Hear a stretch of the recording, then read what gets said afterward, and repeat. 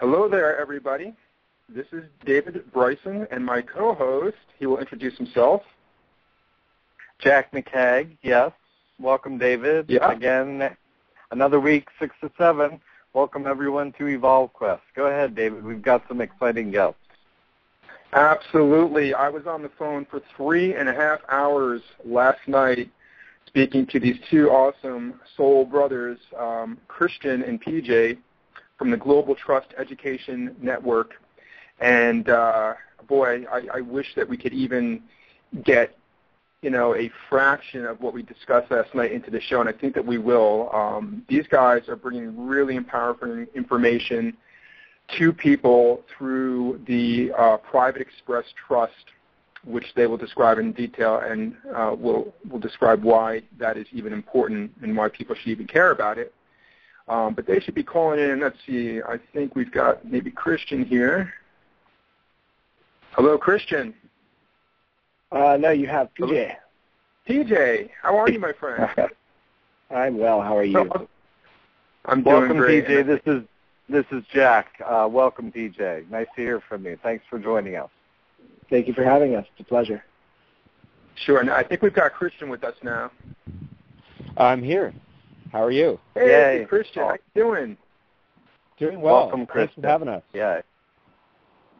Yeah, totally. So, my co-host on the other line is Jack McCagg, and we're really happy to be hosting the two of you. And I just explained to the people listening in that we had a 3.5-hour conversation last night, and it could have gone on for an additional 3 hours. It was just such great, liberating information, so empowering to the mind and to the soul, and we're really excited to open up the venue of this podcast for you guys to talk about the Private Express Trust, to talk about your organization, and to describe why this stuff is even important. But let me preface by saying that I think that when people see words like Global Trust Education Network or a Private Express Trust, there's just a big question mark over their heads. Most people think of trust as kind of like trusting in one another and having that bond of faith in one another, and therefore we trust one another, and that figures in part to what a trust is all about. But let me open the dialogue with a question. Will you explain for us why we should even care about trusts and trust law, and what's in it for us?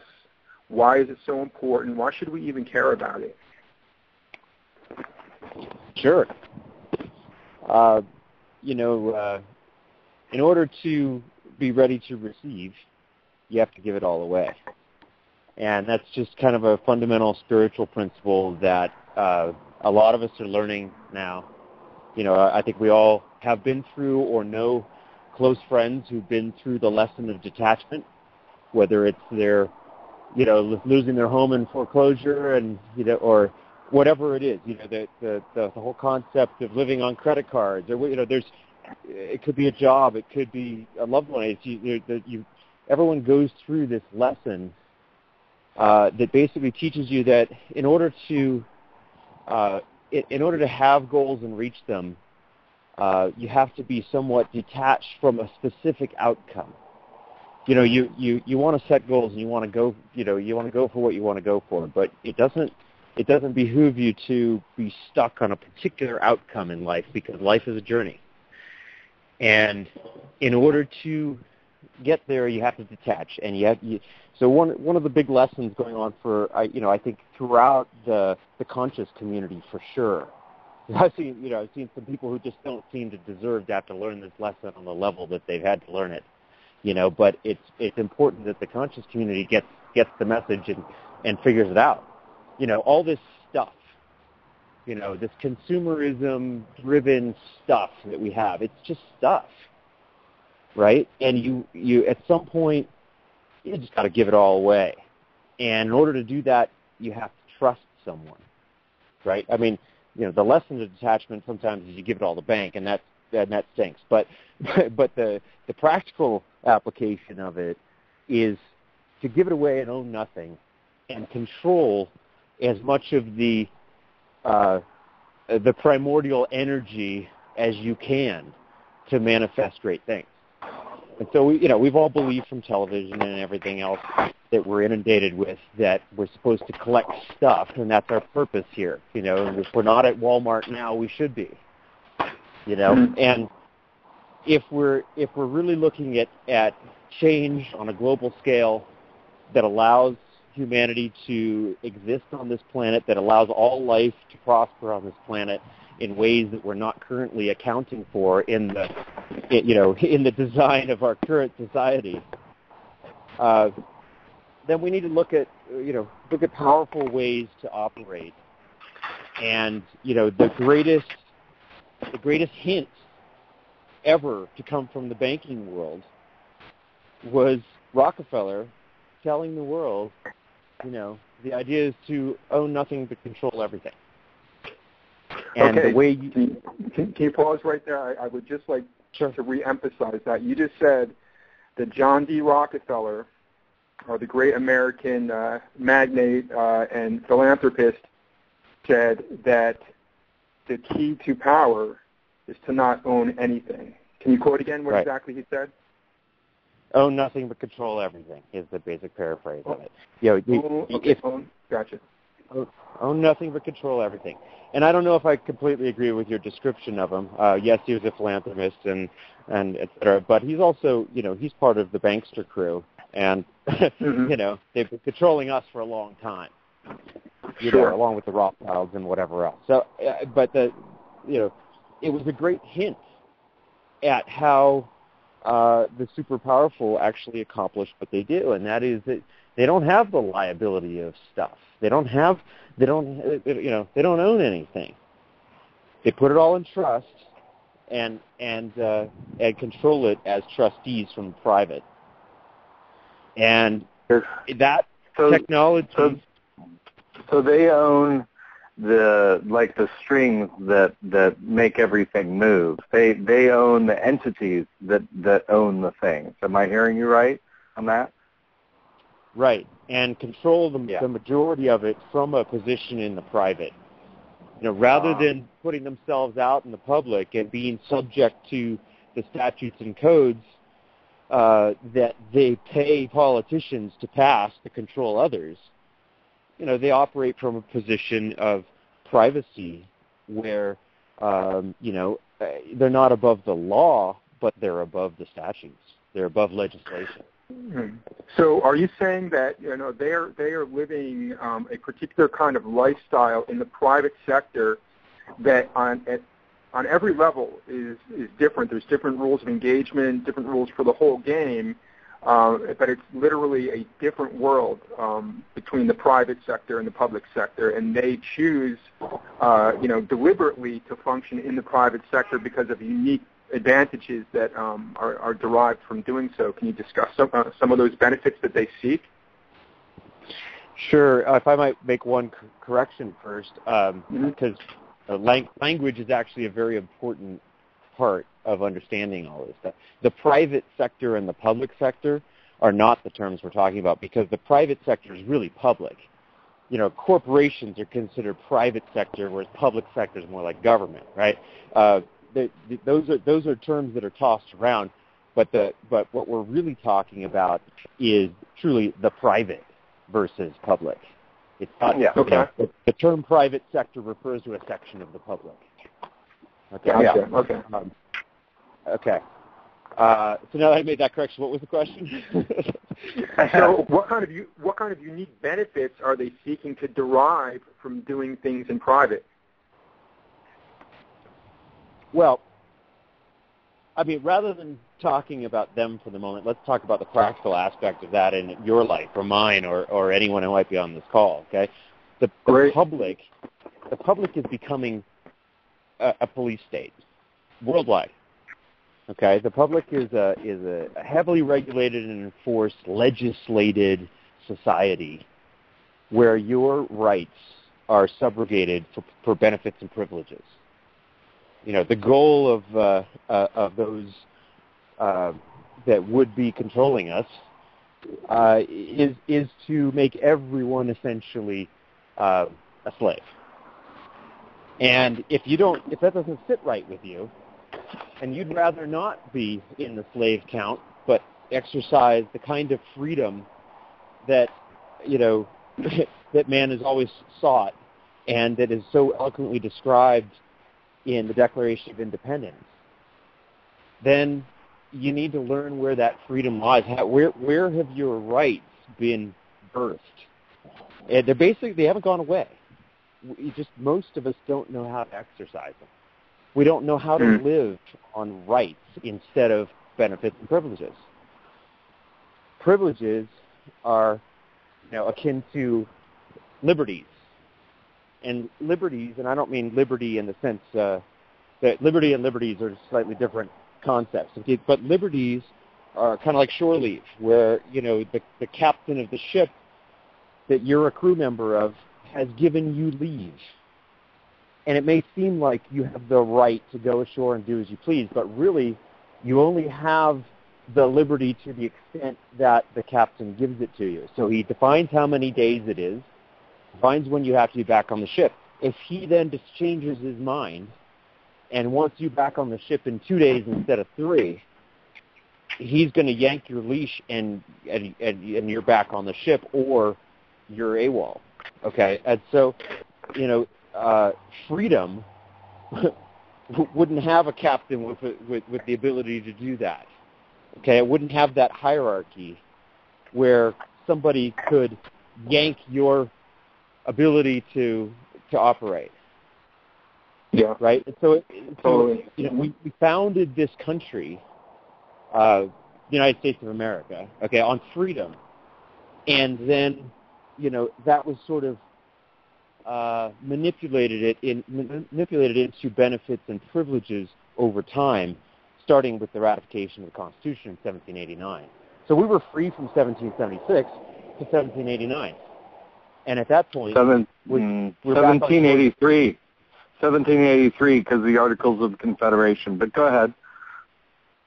Well, actually, but not really even 1776, in my opinion, because only the signers of a contract, right, are a party to a contract, or its heirs in the sign. So really, the Constitution and the Declaration of Independence were contracts that made us just exist in liberties and benefits, as you say, instead of in rights. But I agree with you fundamentally, definitely. I just don't see that we were ever free. But yes, go ahead. Okay. Well, the question of the signatories to the Constitution, we the people, and who are we, and who is posterity, and all of that, we could do a 4-hour, radio show on alone. Okay, so let's not go there. Let's not go there. For sure. And the Articles of Confederation, in my view, is one of the 3 organic law documents that actually very much preserves your freedom. Okay, I think it's the Constitution. It's the first turning point. Northwest Ordinances didn't do anything to take away your freedom. The Articles of Confederation didn't do anything to take away your freedom, but the Constitution did. Yeah. And I point to Article 4 of the Articles of Confederation, wherein it acknowledges the free inhabitant. Okay, and it basically says if you're a free inhabitant of any state, then you are entitled to all of the privileges and rights of the citizens of any state without the need to become a citizen. Right. And so what it did in the language of that is it recognized that there are such things as free inhabitants on the land. There are people who don't need to be citizens to have all of their rights exercised. Wow. And can we just interject? Can we interject for our listening audience the distinction of what a citizen is? Basically, meaning that it's an agreement to receive benefits from the state in exchange for citizenship. So the idea is that you can claim through full sovereignty and freedom if you claim to be a citizen, because if you're deriving benefits from the state, you're in subjection to their jurisdiction. Which is part of the trust, if I understand that correctly, guys. Maybe you could fill in on both those points, please. Sure.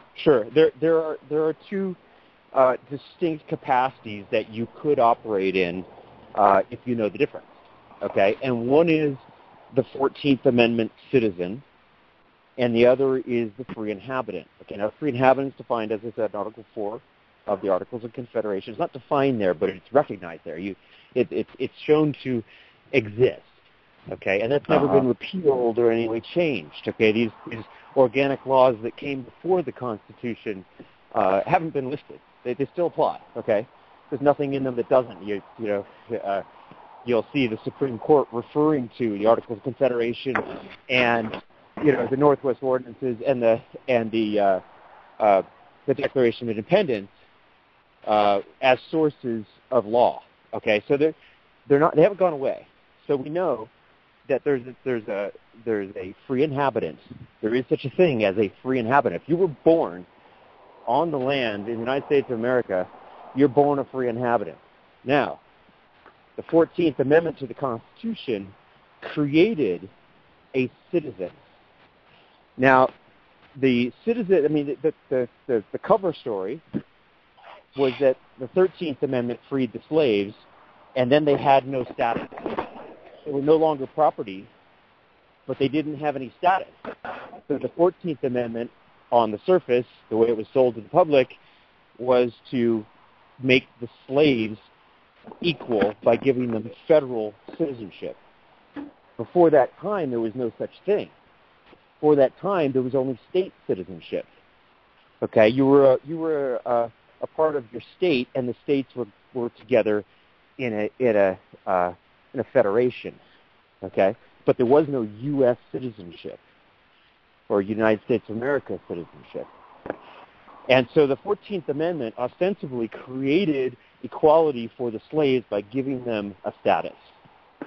However, as is true with as far back as the drafting of the Constitution, when these amendments were created, there were mixed interests involved.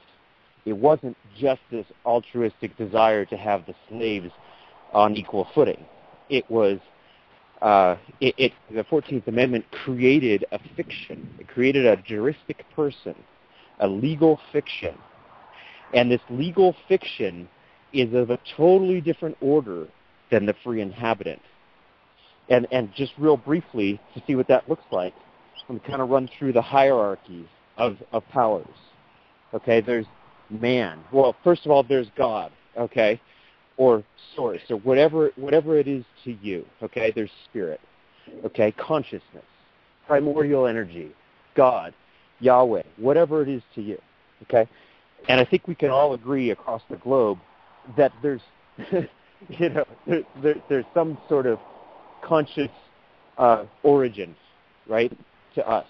Then there's the body of man, which is a natural law phenomenon. Okay, the way I see it, I'm a spiritual, infinite being inhabiting a body for a time. Okay, so where do you live? I live here in this vessel. Yeah. Okay, and so that's a natural person, and it's a free inhabitant born from your mother. Okay, then that being inhabiting that body, a people, can create a government. And they did.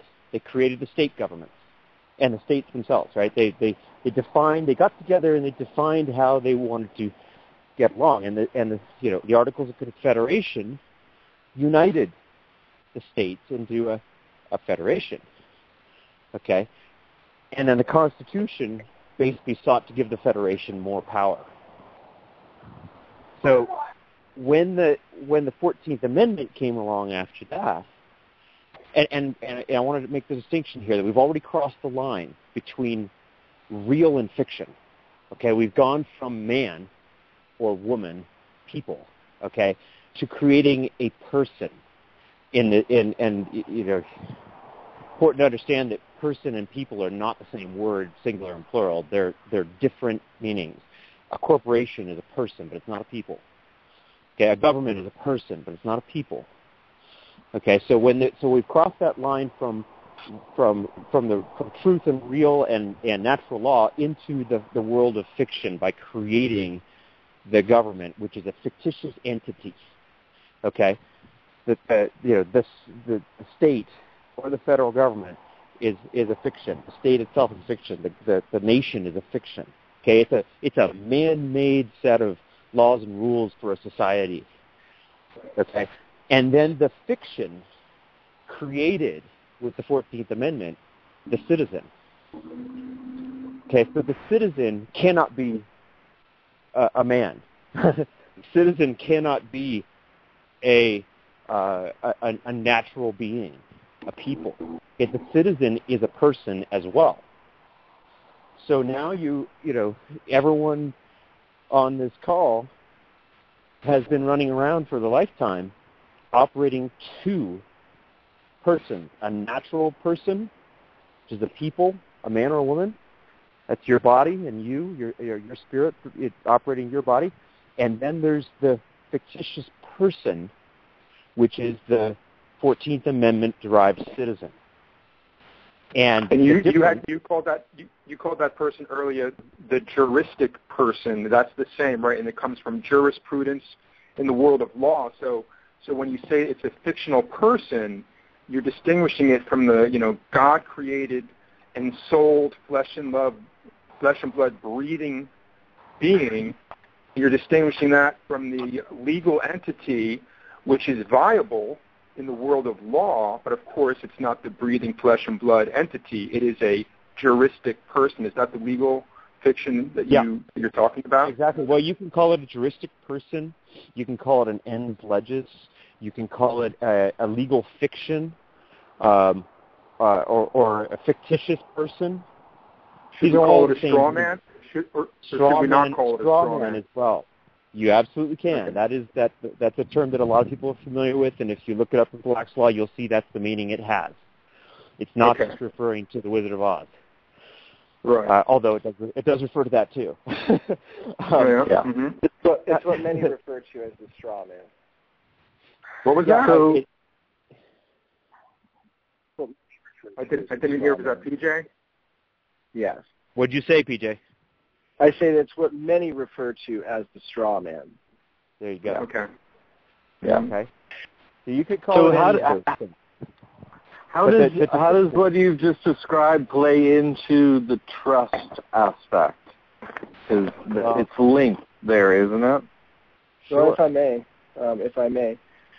Sure. You know, what Christian was talking about is a great reflection of the trust versus, say, a corporation. So to relate to the two, we have to give a little bit of background of what the trust is. We all know that, let's just say that the basis of a trust is one individual giving something to another individual for the benefit of a third. It's your basic understanding of what trust is. What he was talking about with the juristic person versus what he referred to as the natural person, what you're seeing two different entities. You're seeing two different personas. You're seeing a persona that has the ability to operate in the public, and then one that is divine. It's divinity itself. It's I am. So we're in a position to understand that one is much harder to describe in fiction or in tangible, you know, third-dimensional reality than the other. One is much more divine, the flesh and blood, the I am that represents the man, and then the fiction that represents the commercial entity. The commercial entity, as he's been talking about, or the juristic person, would be, you know, referred to as what's represented through a birth certificate and registered with the state. It's what's represented through a IRS Social Security number. It's what's represented when you're quote unquote on the grid. You can consider that to be your juristic person, but it's a persona. Okay, and what they referred to in history, in historical times, is the persona is just simply a mask. It's something that was worn to project the voices of theatrical performers when they were doing plays. The persona was created as a mask. It was a mask to not only represent a different image, to represent a different character, but to allow the voice to be projected through that character, to allow the energy to be projected through that character. And what that is simply a vehicle. Well, all of this has been created. It's no secret. It's very clear and present that someone created these. Well, these were created by the powers that we all have. They're all divine power. And if we look at what the Constitution truly is, the Constitution in itself was a trust created by grantors placed in the hands of trustees for the benefit of the beneficiaries. How is that power derived? It's not derived from the Constitution. The Constitution is a created document. It's a memorial. It's something created, which means that we always have the ability to create these constitutions. We always have the ability to create these declarations. Okay? And we can declare our will and testament. Yes. TJ, can I interject a quick question? I've heard sometimes some people use the language that the Constitution is a living or breathing document. What do they mean by that, and is that true, do you think? Well, it might be a matter of another call to speak of that, because the Constitution in itself, I think, is in effect a living, breathing document by its will and testament, because it's a constitution and it has a declaration attached to it. If you picture the Declaration and the Constitution and some of the other documents that were put together to create this great nation as one piece, so to speak. The Bill of Rights, when you look at a trust or a corporation, there needs to be there needs to be an opening for this document. So you're going to have your Constitution or your Declaration, and then you're going to have your document that shows all of your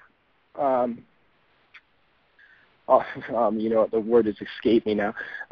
Basically, the Bill of Rights is like it's like your administration document. Okay.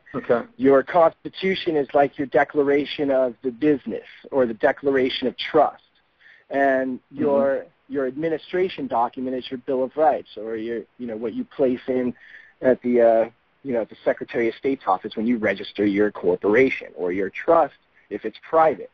So what goes on here is that there are living, breathing parts to it, I believe, and I believe that it exists here. But what I'm using it for more is in relation to what it is, which is it is in fact a trust. It was placed.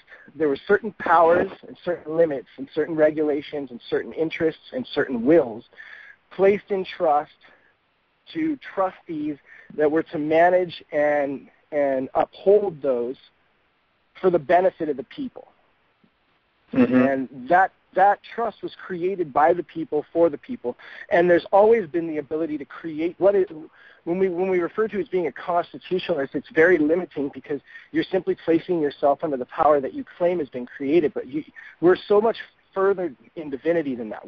We are the ones that created this. We're the beginning and the end, the Alpha, the Omega. We always have the power to create. So the private express trust is literally on par, or in the same status as what you would see as a nation state, or what you would see as a natural person, or what you would see as a sovereign state, what you would see as a constitution of living people, privately executed without the need of jurisdiction or without the need of any type of third-party entity or intervener in any way. It's not necessary to have the state involved. It's not necessary to have the federal government involved. These are contracts that are on par with my contract. My contract is divine. I've been given my power. My power was given to me. It was endowed to me. The power to contract is always there. And when we create these contracts, we create a new persona, a new person, a new vehicle, if you will, to be able to move through commerce but have complete control from its creation and its impetus to its eventual disposition. So let me ask you a question then, interject here too, and that is like my issue. I'm an accountant. I like to vet everything I do and everything I see, and I like to do a process myself before I advocate it. My kind of main area is to access the most wealth possible in the easiest possible methods. Do you all make that a part of your work as well? I would say well, yes. As far as the vetting. We made a pact a long time ago when we started this that we were not going to present anything that we couldn't also present the source material to prove it. So in terms of how we approach teaching this information, it's all straight to source material. It's straight to the law to show where this comes from and how you're entitled to operate it and whatnot. Yeah. And the majority of the law that we spend our time in is trust law, equity, historical common law, and a major portion of case law coming mostly from Supreme Court. And so are you accessing wealth through this methodology? What do you mean by accessing? I mean, through this, awareness and interaction ability that you have in commerce and outside of commerce, are you able to access wealth that, in a way that the Rockefellers are doing? They're accessing their wealth in a way that you described earlier. Have you been able to access wealth in a similar way successfully? I think that's what a lot of people want to know, especially me, but I think a lot of people want to know. Let me comment on that a little bit. First of all, the Rockefellers aren't accessing wealth. They're preserving wealth because they are the chairs of Standard Oil. They created Standard Oil back in the 17 and 1800s, and the wealth that they have has been privately protected and preserved for the last 200 or 300 or 400 years now. That's what you're seeing them access, is they're accessing a legacy that they set up a very long time ago before there was, such a concern as, a federal registry or a federal region or banks that needed to be registered or all corporations that needed to be registered in states. This stuff all stems out from a long, long, long time ago when wealth was long preserved and held. So the access to wealth isn't because there's some sort of fictitious person that's been traded on the open market and there's a wealth that's generated through it, and it's not like that. We're talking about people that have age-old wealth legacies that have been created under private contracts that the government has absolutely no jurisdiction of whatsoever because they're private. What we're talking about is preserving a lifelong legacy for the future and having access to wealth that you can protect that would be tax non-obligated and preserved in a way where we can avoid probates, we can avoid the concerns of 35 to 40% of our wealth being lost just by a simple transaction, because the taxation, right? The taxation doesn't come from having wealth, it comes from the transfer of it. Yeah. Agreed. So we need to preserve this wealth. That's what we're talking about. We access wealth through preservation. We gain wealth because that's our purpose as trustees. Our purpose as trustees is to properly manage the accounts that are given to us, to gain wealth through proper management, true judgment. So you don't work in the area of hypothecation off the straw man. That's not your area. You focus on the private sector, is what I'm hearing. Christian, you want to answer this one? Sure. We don't get into trying to capture the straw man, if that's if that's what you're talking about. No. You work on the private side, though. Exactly. What I what I do is I don't use the straw man with the all capital letters name that looks like mine, other than the fact that it's all capital. I don't use it for anything. I don't use it for anything. Is that what you said? Yes. The only thing I use it for is TSA on a passport. Wow. Airline travel is the only thing I use it for. Because you don't use it for a driver's license and on, and I mean, my God, so many things, right? Nothing. Okay. Wow. Nothing. So the point is that all that is, that straw man, okay, that juristic person, all it is one option of vehicle that one could operate with in commerce. Okay, a corporation would be another. A statutory trust would be another. Okay? Right. But I know the difference, and I know that if I operate in the capacity of a 14th Amendment citizen, which is what it is if you use that juristic person, that all caps name that appears on everybody's stuff, driver's license, credit card, bank accounts, all of that, all you're doing is saying you want the government to be the trustee and oversee your life. Yeah. Okay? Marriage certificates, birth certificates, any sort of license or registration, anything, any form you fill out that person that you're signing for on behalf of that person, you're entering into the jurisdiction of the public forum, and you're giving your rights away, and you're exchanging them for benefits and privileges. Right. Now, the better option, as far as I'm concerned, is to take that, get rid of all that stuff the right way, because everyone's got it. Everyone's got piles of, trail of minimum contacts in the public forum, right? But you erase that pile of paperwork and all those registrations, licenses, all those things, and learn to operate in a way that does not give jurisdiction to the fiction. Okay, and the way you then operate is as trustee of a private express trust. Well, but here's a question I have in that regard. Then, to me, it seems like you can have a corporation, like it's registered with the Secretary of State. You could have that. You can operate it. You could operate as a natural person. You could also operate as a minister or, authorized representative of your straw man. And receive benefits there like you receive benefits of having a corporation, like you receive benefits of being a natural person. I don't see them as mutually exclusive, though some others do. Well, I use right. all of them. You're right. You have the option of operating all of these things. You can have as many corporations as you want or trusts or whatever. Okay? Yep. They're liable to you, though. They're liable to your person. Well, but the key is that you said you can get benefits from all of them. Yes, you can. Yep. But there's only one way to get out of benefits and privileges and stand on rights, and that is do not use U.S. persons. Okay, they are all franchises. All of those ones you just described are all franchises of the United States corporation. Agreed. And if you use them, you give up your power. The argument I've heard that has been made historically, and I'm referencing, Augustine of Hippo, who wrote City of God and the Confessions. He wrote a piece on how after the Israelites were emancipated from Pharaoh, after they had been, slaves to Egypt for such a period of time, he talks about the plundering of Egypt.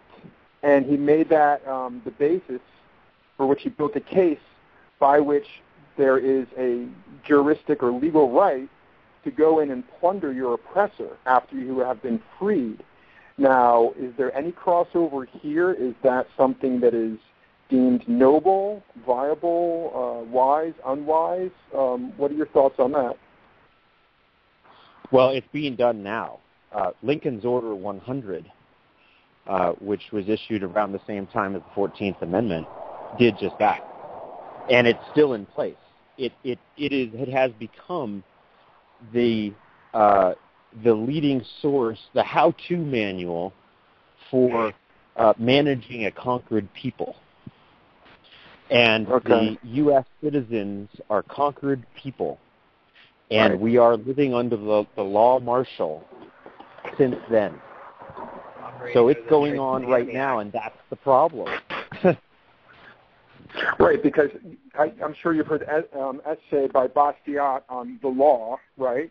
And one of the big emphases that he makes in his essay is to avoid circumstances that make you prone to being plundered by others. But there's always this kind of, predatory interest among people who aggregate or centralize power that they essentially want to plunder your wealth. So, once we wake up to this charade and we recognize how we have been plundered by the international banksters who have confiscated all the gold, is there a basis for making a claim, a just claim with a perfected lien, where we, in a sense, now, plunder, almost in a Robin Hood sense. It's not that we're stealing from the rich. We're taking back what was stolen from us, from our forebears, from our grandparents back in 1933 when FDR issued, his law that said, every American has to go down to the local Federal Reserve Bank and hand over all the gold or face up to 15 years in prison and a $10,000 fine. So, do we want to try to plunder the oppressors and take back what was ours? It's yes, interesting I have to use the term. Sorry, I have read it, and I know what you're talking about, and I guess there would be on a moral ground. Yeah, if it can be shown and effectuated, there would be just cause for for returning the squandered wealth to the people. But the question that comes to my mind is, why would you need to? Yes. Do we even need to go there? Isn't it really? I mean, part of it for me brings up the sort of spiritual concept of oneness, and it's like, well, is there really a they at all? Can't we take full accountability for what we allowed to happen? And by we, I mean all of us. And is there any benefit in the separatist kind of mentality that says we need to go after them, whoever they are, whether it be the Rothschilds or the government or the whoever? I mean, is there really, is that really the right way to restore our human progress? And I just don't think it's worth it. I think let them keep all their gold. Just get rid of money. Well, we talk about plunder, right? Well, what we're really seeing here is we're seeing piracy by consent. Okay, it's not plunder if you're giving it away. And quite frankly, the use of the juristic person, the use of the identification number, the use of the bank account, the use of the license, it's all giving away by consent. You applied for those things. You asked for those things. You have those things. Those are yours. You are consenting to the piracy that's taking place to play in the commercial game only because you're not aware of what's available at the given time. And ultimately, the reason why people are after the straw man is because the straw man really is valuable. You've been given in this system unlimited credit if you so know how to use it. If you know how to create, if you're a true creator, people will, immediately throw money at you at big, huge ideas. And we see examples of this in everyday life all the time. I won't point any of them out because it's so clear and obvious that there's the ability to create in this commercial world, but you can guarantee that there is a 35% fee in creation. And that's because you're using the ability of the system's credibility. You're using the system's reputation, and they number it, and they base it on another number system that tells you how valuable your credibility is, if your reputation is good or not. Well, in the old days before that system was developed, there was, just something known as trust, a handshake, something known as creating a contract, and that contract being held under basic common law and or equity if necessary, or for the purposes of just disposition of assets if it was very instructional. So the whole idea here that we're talking about is that if you want to play in that realm, it's unlimited. They gave you unlimited credit. They give you unlimited everything that you want to do, whatever you need to do. But those that are looking to collect on it, even though they've just kind of, done whatever they're doing and they feel that it's a collection, it's not a real thing. Okay, they're trying to stick. Your energy is there, but it's also unlimited. That's why it's a future commodity exchange. That's why they bank off of this. This is why the birth certificates are traded, because they recognize that it's consistent. Unlimited energy that we can produce. We exude energy from our very thought. We exude huge frequencies of thought. The fact that we feel that we're not wealth itself and that we need to somehow access something is a big thing that we try to overcome. We look to transcend that there's a value that we've had and taken from us. That was by consent. We agreed to it because we agreed to need the help. We needed the help of the bank. We needed the help of the loan. We needed the help of the house. We needed the help of whatever it was. But whatever it was, we didn't shrewdly manipulate matter into what we wanted fast enough, and we needed to derive debt in order to achieve it, which put us under consensual slavery. And that is the absence of sovereignty. The true absence of sovereignty is debt. And all of this is controlled by way of contract. It's not controlled by way of oppression, although oppression is a tool used under the contract once they've been agreed to, because they can't force you into anything. Nobody can force you into anything anymore. Unless they're knocking down your door which the sovereign is normally the one that has the worst issues with that, because a sovereign needs the tanks, they need the castle, they need the moat, they need everything in their, they need treaties in order to protect the sovereign's assets, because the sovereign owns those assets, because ultimately somewhere he has to be responsible for it. Yeah. The secured party creditor is a joke, but the trustee, it's a contract that stands the test of time. It's historical. It's the real power that allows limited liability and private operation in a public area. It's right. and not private and public sector, but it allows you to take a private contract between two living sentient beings and bring it into the commercial atmosphere as a fiction and carry out the will of the living man in the corporate atmosphere without the necessity of a charter from state or federal government. Now, that is gold. Boom. Yeah, I'm feeling that. Thank you. Yeah. And so that is never registered anywhere, is what you're saying. That just there's a certain format that's accepted commercially, is what you all have, struck upon, or the only time it was ever talked.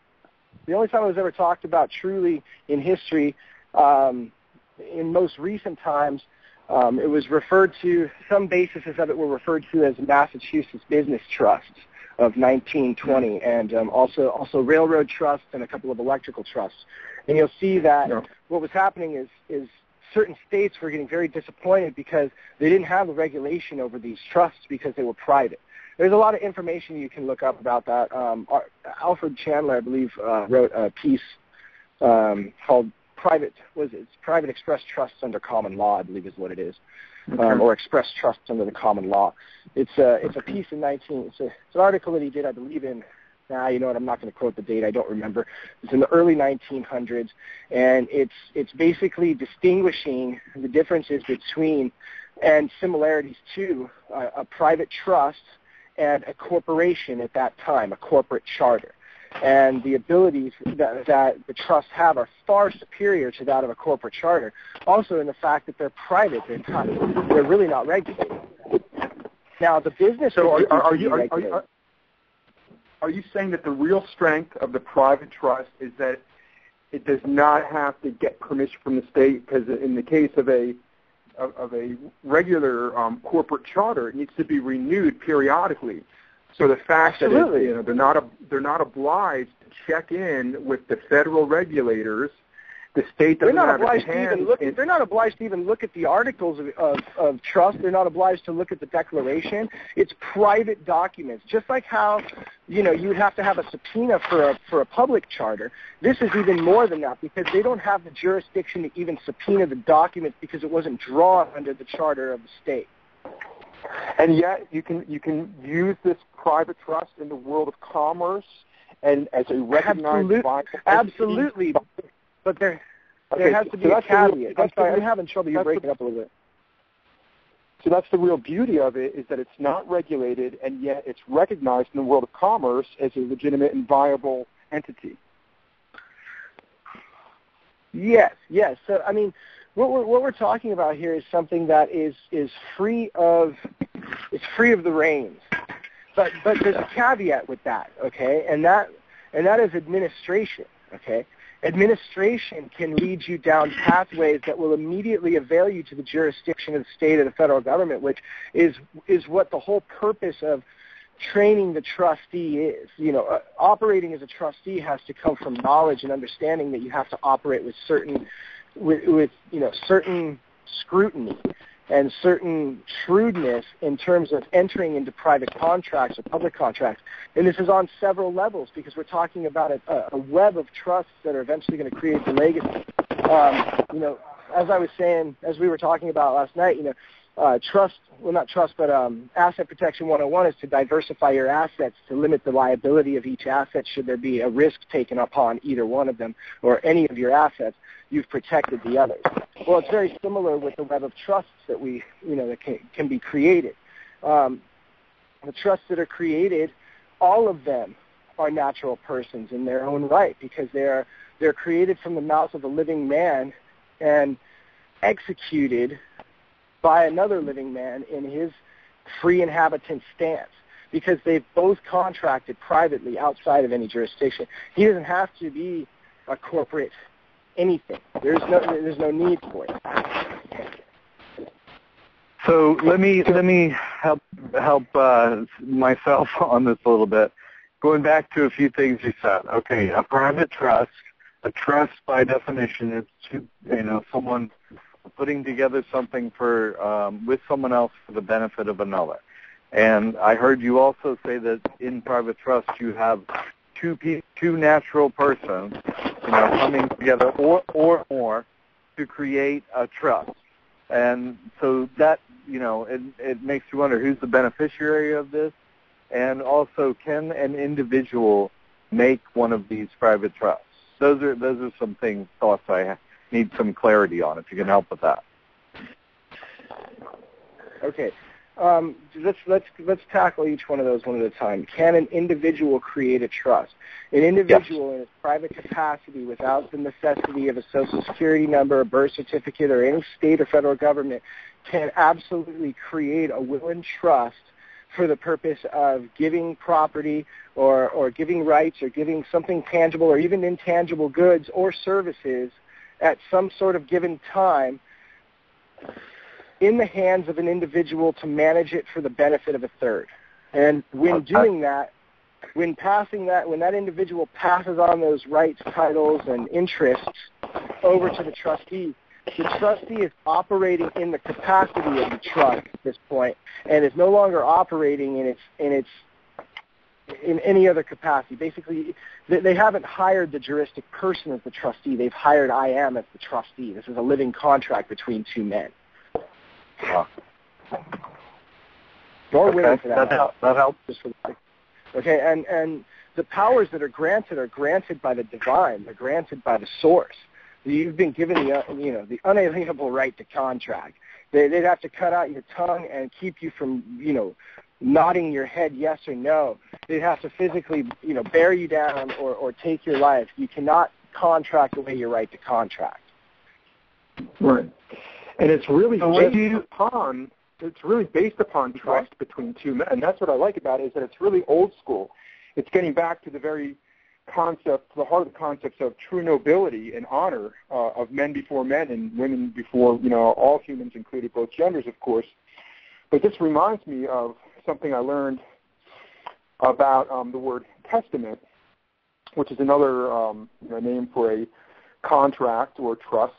And the word is ultimately derived from a word that's related to testicle, believe it or not. And the story behind it is that it's an ancient Hebrew tradition that essentially that when you're making a bond of agreement, when you're establishing a trust with another man, they would literally reach up under the undergarments and hold their hand right below the man's testicles, which I know it sounds crazy and weird, but the idea was that the trust is that this person could crush your manhood, could crush your testicles and destroy your strength, but by, showing that they're not there to harm you when you're in that vulnerable position, it establishes a bond of trust.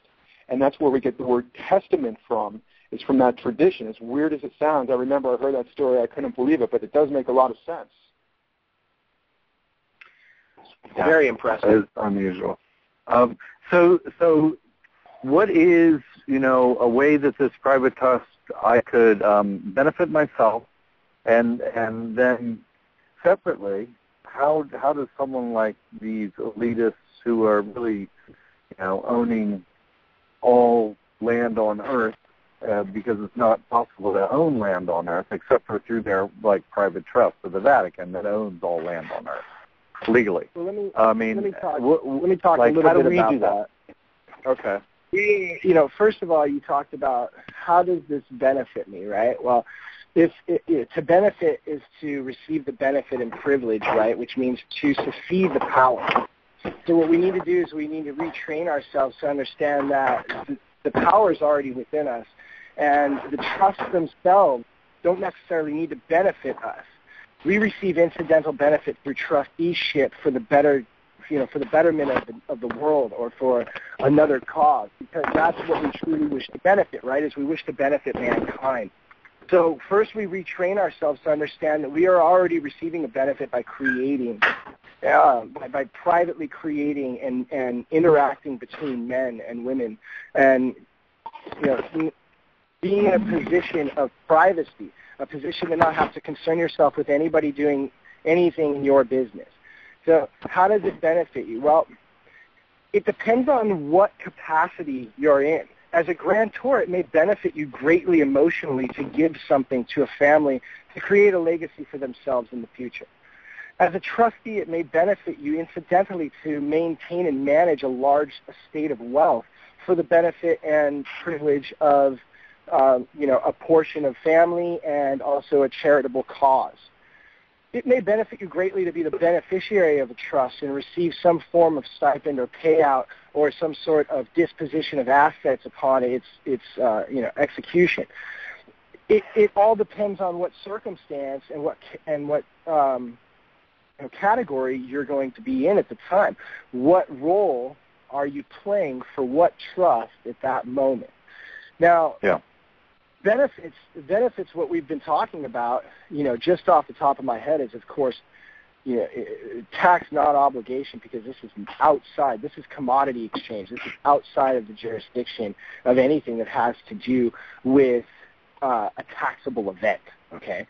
So the taxable event is completely subsided, with the exception of, might I say, real estate that may have already availed itself to a certain jurisdiction, or property that may have availed itself to a certain jurisdiction, such as registered cars, registered property, real estate that's not within a allodial title, the trickiest of all things to handle or manage, which is why we have to derive webs that allow us to reach into the public by way of anonymity, protect our assets, protect our liabilities, and still allow us to maintain corporate franchises that we still use. Because as you said in the past, every one of these has a benefit, right? We just have to learn how to use them properly and still allow ourselves to step out of the system, recognize what all of those pieces are, and use them when it's necessary, such as what Christian said when he needs to travel outside of the country, or he's running with TSA, he's going to bring his passport. Yeah. So can I ask you to go back for just one second? Are you saying there is property that exists with a allodial title on Earth right now? I'll be honest with you. I'm not going to touch that one with a 20-foot pole right now, because that's a long conversation. A allodial title is a long conversation. I'm only using that as an example, and I want to talk more about. Trust, and that's one of the more complicated, because oftentimes you rarely see a allodial title. You sometimes see it with a car or an automobile. Oftentimes you really see it.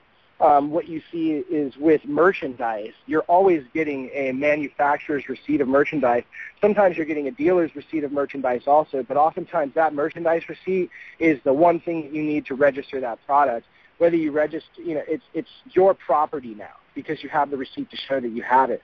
Whereas with a car that's been registered, that manufacturer statement of origin has been shipped off to the DMV. The DMV is the one that holds the true title, and they issue you a certificate of title, a certificate of security, or a beneficial interest certificate is what it is, because that in itself is a trust as well. It's the state trust. Yeah. So I'm just unaware of a allodial title existing. I understand the concept, but I don't know that any property on Earth exists in that category right now. So that's news to me that it exists, possibly. I just am unaware of that it does exist and what it may apply to. But you just brought up something that's possible. Right.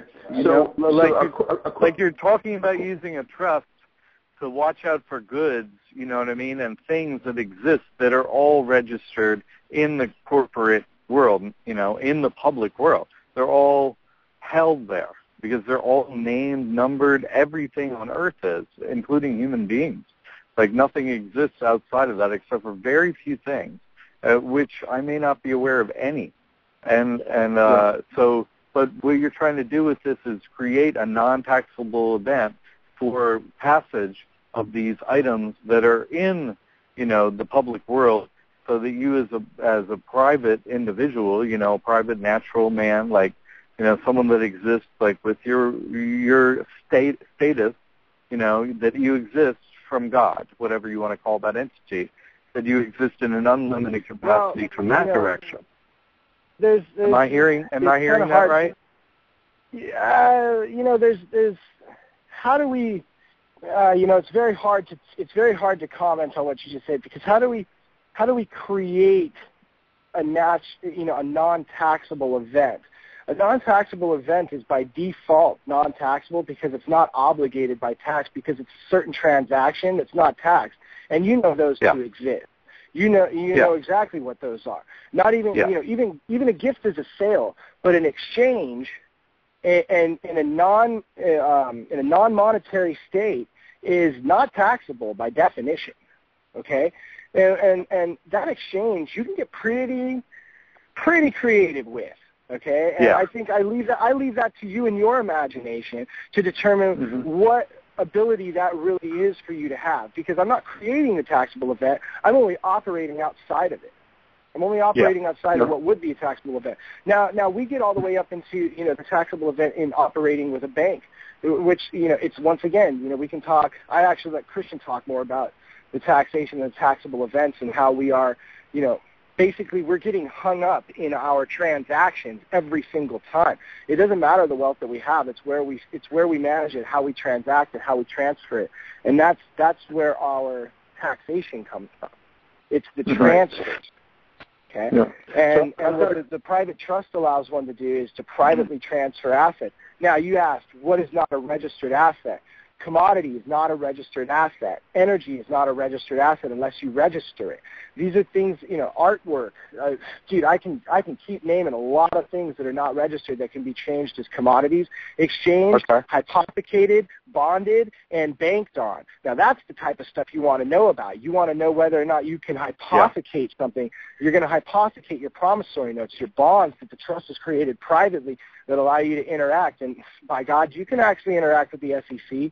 I'm not going to tell you how to do it because I'm not interested in it, but it's a possible thing.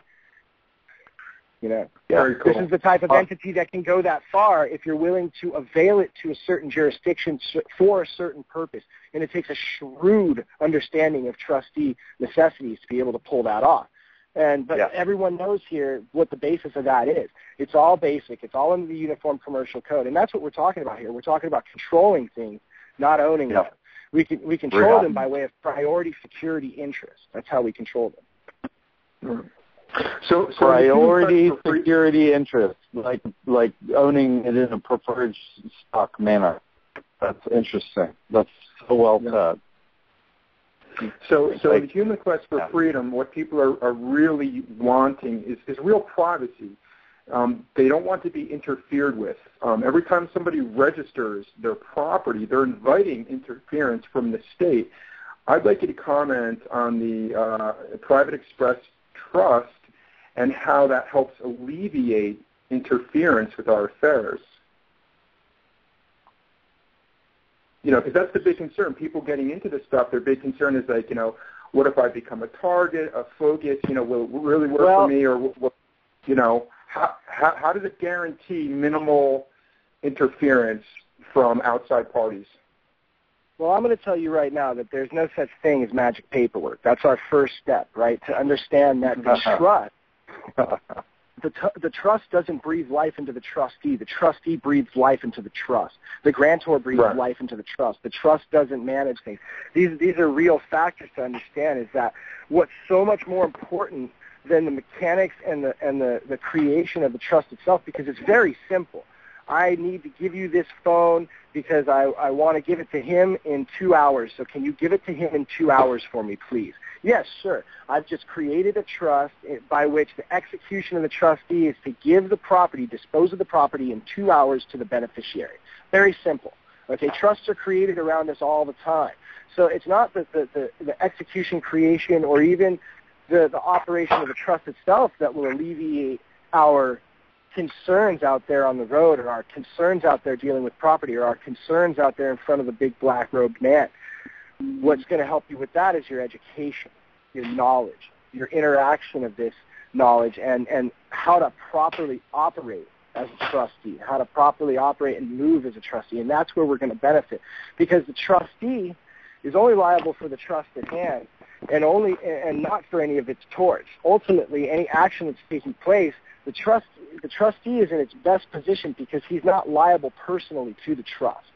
He's only liable for the business that needs to be disposed or managed in that trust.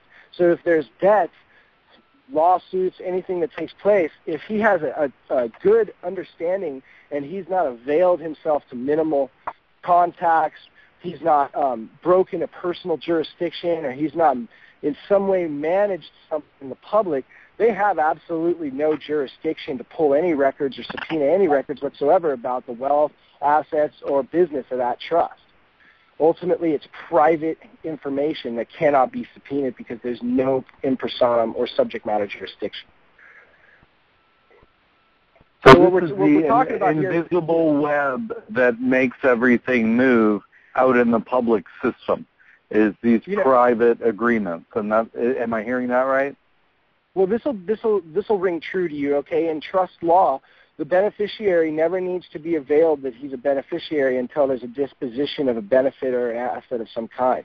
And you can relate to that completely once you finally found out that you're actually applying for a benefit and a privilege when you're looking for a license, or you're looking to register your car. You're applying for that privilege, that benefit and privilege within that trust. You're a simple beneficiary looking to operate within that commercial structure, and by doing that, you have to apply to do that, and they then offer you a benefit from there. You're an exchanger and you're a beneficiary, because you're oftentimes you're converting your rights into some sort of privilege, which can then be restrained from you, which is nonsense. So in a lot of cases, the beneficiary gets a happy surprise because all of a sudden, out of the blue, they discover, that they are, privy to a treasure, some kind of boon or blessing. And, you hear people talk about stuff like, the years of Jubilee, this ancient Hebrew tradition where every 50 years, all the debts of the people were erased, all the ledgers were cleared out, and the books were bound. Everybody got a fresh start. Then, more recent times you have like NASARA, these organizations that seem to suggest that there might be some kind of trust that's in place for the benefit of the people. But I go back and forth between, is this just like holding out false hope to people so that they don't take action because they're hoping that something really great's going to happen, like kind of miraculously. So what's the chances that there has been an actual trust established by, our forebears, the founding fathers and mothers, whatever, that we are not even aware of yet, that we are beneficiaries? Have you ever considered that may be the case? Do you feel that it's rather unlikely or perhaps likely? You have to forgive me. During your last question here for a moment, I was contacted by Christian. It appears that he's been muted for some time now, and so I just brought him back into the line. Christian, are you there? I am. Hi, guys. I've been in my own world for the last half hour. The call dropped, and then I wasn't able to get back onto the call in the way that you could hear me. But I've been hearing the call. It's going swimmingly without me, so you don't need me. I'm just going to leave. I was really surprised that I got all this jabbering in without you, asking or rebutting. I was like, wow, I must be nailing it right now. What's up? Well, everyone knows that one of the strongest business principles is replication. So there's more than one of us. So that if one of us disappears, you still hear the chatter. Yeah, that's right. Okay, yeah. PJ, since you heard my question, and maybe Christian heard some of it as well, can you address the possibility? I had to jump over to the other line to talk with him, so I missed the last 30 seconds or so of the question. So if you could just bring it back to me, that would be great. And I'm sorry for having you. No problem. So you hear about stuff like this NASARA program, and the idea is that there's this glory train coming possibly. Everybody's going to get relief. It's coming down the pipe. And I waver back and forth, like I don't know what to believe. I'm thinking on the one hand, this just could be giving people false hope so that they don't actually take real objective action to remedy their situation. Or is it possible that, our forebears, founding fathers and mothers, have actually created a trust, or somebody, by which, essentially we'll all be emancipated from debt slavery, what's the likelihood of something like that? Do you feel from your knowledge and experience that something like that is really unlikely? Or, who knows? I guess who can really say either way, but do you have any thoughts on the possibility? And this is all stemming from when you said that beneficiaries oftentimes, are never informed. They don't know in advance until all of a sudden they have a happy surprise and discover that they've, stumbled upon wealth. So do you have to say anything for that? Well, it's 100% certain that either we're going to rectify the way things currently are and release, the planet from debt slavery and indentured servitude, or we're going to perish. So, what are the chances? I bet on us. I bet on I bet on our long life on this planet, and so I'd say the chances are close to 100%. If you were not a betting man or not so, not so inclined to have faith in humanity, you might put it at 50-50. But whether it's going to be something like that, I don't know. I don't know what it's going to be that ultimately frees us. I think it's, it's less, most likely, it's less specific than that.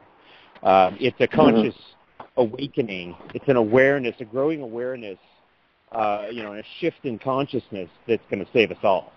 And if we're too slow on that, then we're probably done. Right, I agree. And everywhere you look around, there's problems, right? Banking, fossil fuels, linear consumer waste, the war machine, education. Governance. It's everywhere. All of the signs are there of a climax run. Now, I used to be in the realm of Wall Street investing, and a climax run occurs when the F-16, which can travel forever till it runs out of fuel on a slight incline, when it turns to a steeper and steeper and steeper incline until it's going straight up. Well, it's not a solid fuel rocket. It can't go straight up forever. Okay, at some point it's going to fall back under its own weight.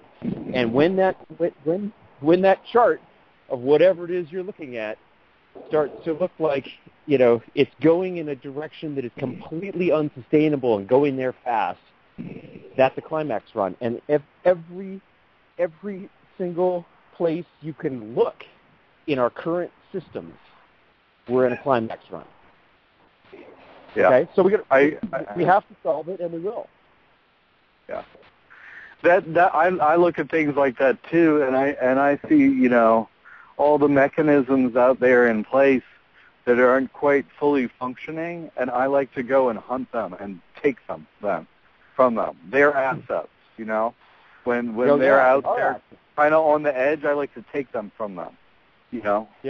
Like in a legal manner, I like to remove them, and using their own rules under whatever system, whether it's a state system, a federal system, looking for the rules that allow me to access their assets and remove them from them and remove them to me. That's what I focus on in this area. And I think that's really important. If individuals are empowered to do the same, and that way they can, re-access their unlimited nature of wealth by taking it back. So, I understand. That's utilization of the very fundamental principle that every problem is an opportunity of equal magnitude when viewed from a different perspective. Yeah. Yeah. Mm-hmm. Yeah. Absolutely. So all these problems we've got going on right now, all this shit that's going down, it's grand opportunity is what it is.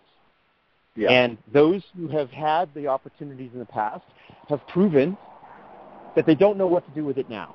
Aside from, keep turning the screws of the police state and keep trying for more economic and physical control of everyone and everything, But that's part of the climax run. That's part of what's not working. That's part of the weight that's going to draw them back by the force of gravity to crash. So we're now, in this opportune moment in human history like we've never seen before. And those who are inclined to seize upon that opportunity have lots and lots to play with in the opportunity realm, and that's great for us. It really is. I mean, you might look around and take the defeatist attitude that it's all going to hell, but if you realize that because it's so poorly mismanaged and control is lost, and it's not, that whole tyrannical regime is just done. I mean, capitalism, as far as I'm concerned, is done. It's all in the climax run, and all of it is up for grabs by those who have better ideas. Yeah, right. I mean, because it's kind of like the parable of the unjust stewards. The oligarchs who currently are driving the ship of state and commerce have been unjust stewards of the wealth that they have, and so they're going to have to give up the goods. I mean, it's just by a law of nature it's going to happen, and it's going to be the enterprising, benevolent, thought leaders who can capture that wealth and distribute it through these private express trusts in a way that, for maximal benefit for the people. Yep. Well, aren't they already running under private express trust? Isn't that what created the problems that you just described, though? Yes. I mean, it's just a tool. It's a tool that can be used to beat someone over the head or to fix the problem. Yeah. Right. I mean, it's just a wrench. It's not, it's not in and of itself a solution to anything. The solutions are the ideas, and all we're offering with the private express trust knowledge is how to put your idea and your project, whatever it is, into, or just your own personal operations, your own individual life, into a private, natural person, because of all the types of entities that we've talked about. The only fictitious entity, I wouldn't even say fictitious because it's defined as a natural person, the only entity other than man that we've talked about that's a natural person, more akin to a people than a fiction, is the private express trust.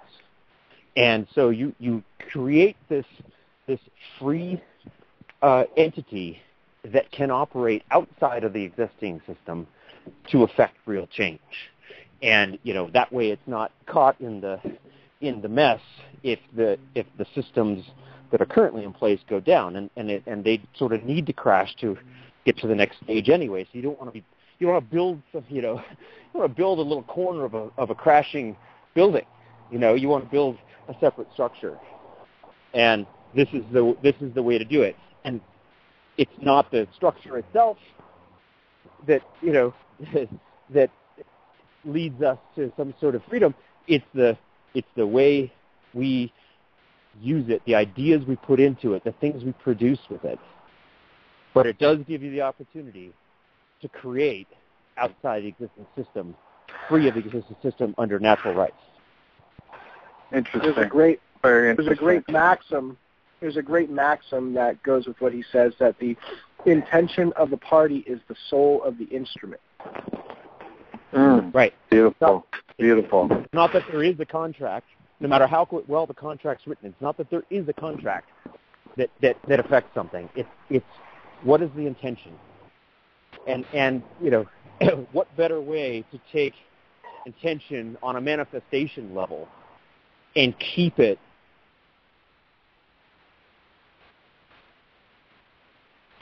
looks like they may be dropped off here. Okay.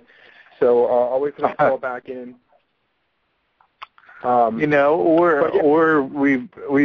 We've gone past our time as usual, David, which is awesome. We have the most unbelievable guests. Yeah, but I was going to say, so they were talking about how the intention creates the soul or the force of the instrument. So earlier when we were talking about how the Constitution is a living and breathing document, it is because it's a charter, similar to a charter that is constituted when people launch a business. And it's essentially a business plan, and that business plan is kind of like the condensation of all of the, all of the thought and intelligence that went into the formulation of an enterprise. So that's why these trusts, like the Constitution, like the Declaration of Independence, are living and breathing instruments, because they are literally living intention with soul force behind it, manifested as a true manifest in written form. Right. Yeah. Okay, hold on. Okay, I think these guys are back. Is this Christian? Yeah. Can you hear me? Yeah. Yep. Is PJ here too? I am. Yeah. We just heard everything that you just said, and it was really good. That's very well said. So, Yeah. The Constitution is often referred to as a living, breathing document by those who would like to change the laws of the United States of America. Okay? Yeah. That's when you hear that, is that, we want to give more power to the president. Well, what about the Constitution? Well, the Constitution's a living, breathing document. It wasn't meant to lay out every power. Right. Now, yes, I see that true. Yes. It's true that it wasn't meant to delegate every power, but it was meant to limit the powers of government by most of the people involved in the creation of it.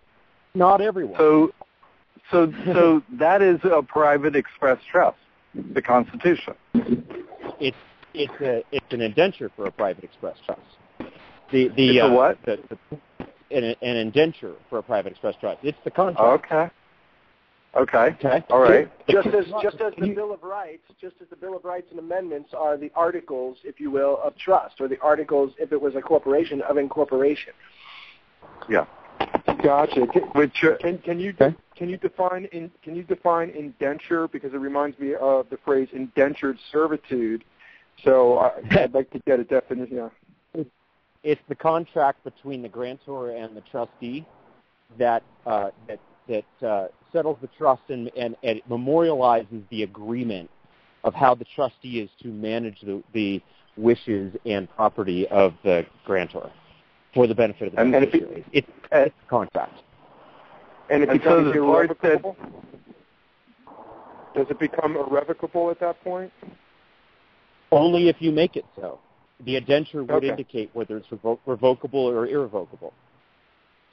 So that's the indentured part, and so the living, breathing part is the benefits part.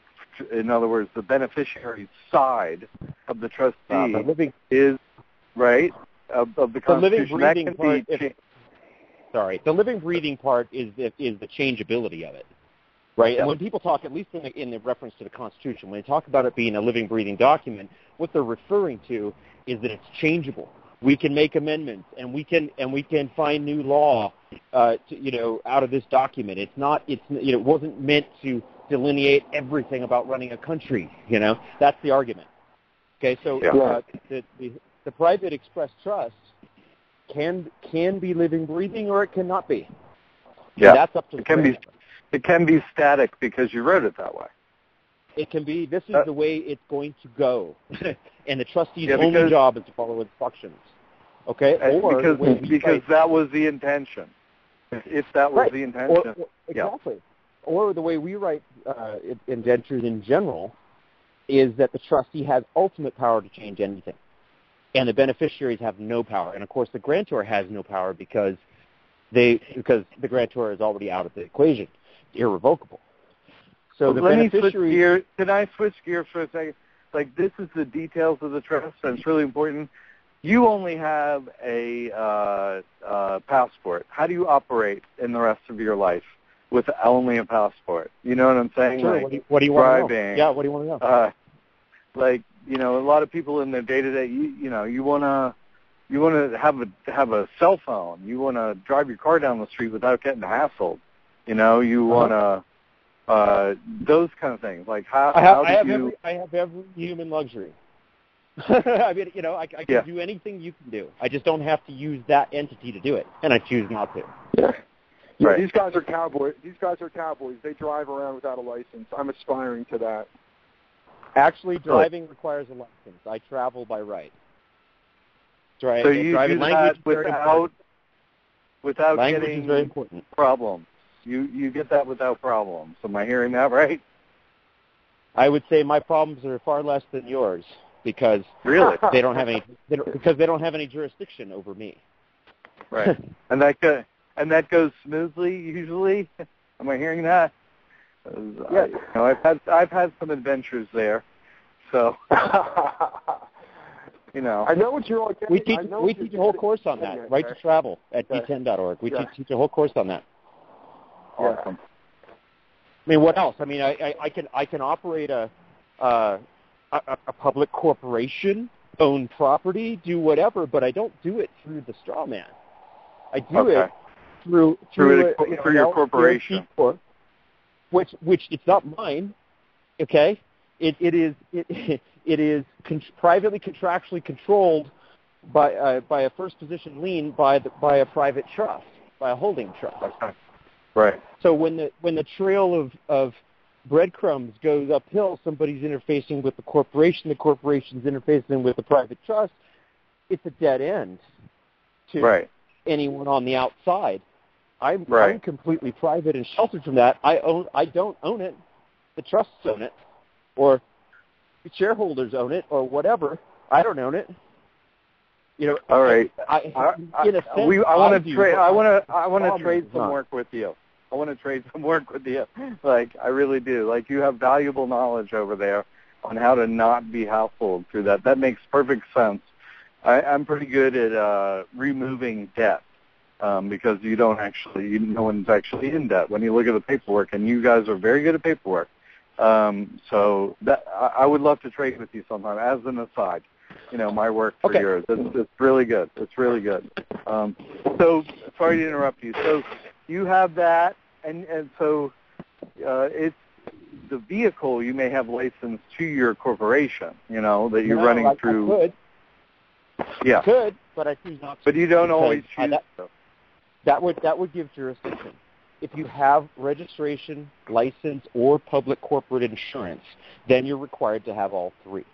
And I refuse to have any of those three. For financial responsibility, I elect a private bond. It's a private bond issue from a trust. Okay? Wow. That covers someone else for my errors. It protects the public. Okay? In the case of a license, I don't need one. That's to apply is to beg for a privilege. To apply for a license means to give up willingly your right to personal mobility, which is the definition of personal liberty, which is what the war was fought about in 1776. So just purely for the honor of the people who died forming this country, I don't need to give up my right to personal liberty when I know how to use it. So that's great. So let's break it down. Let's break it down one time then. You're driving down the road. You're in a vehicle. I'm not driving.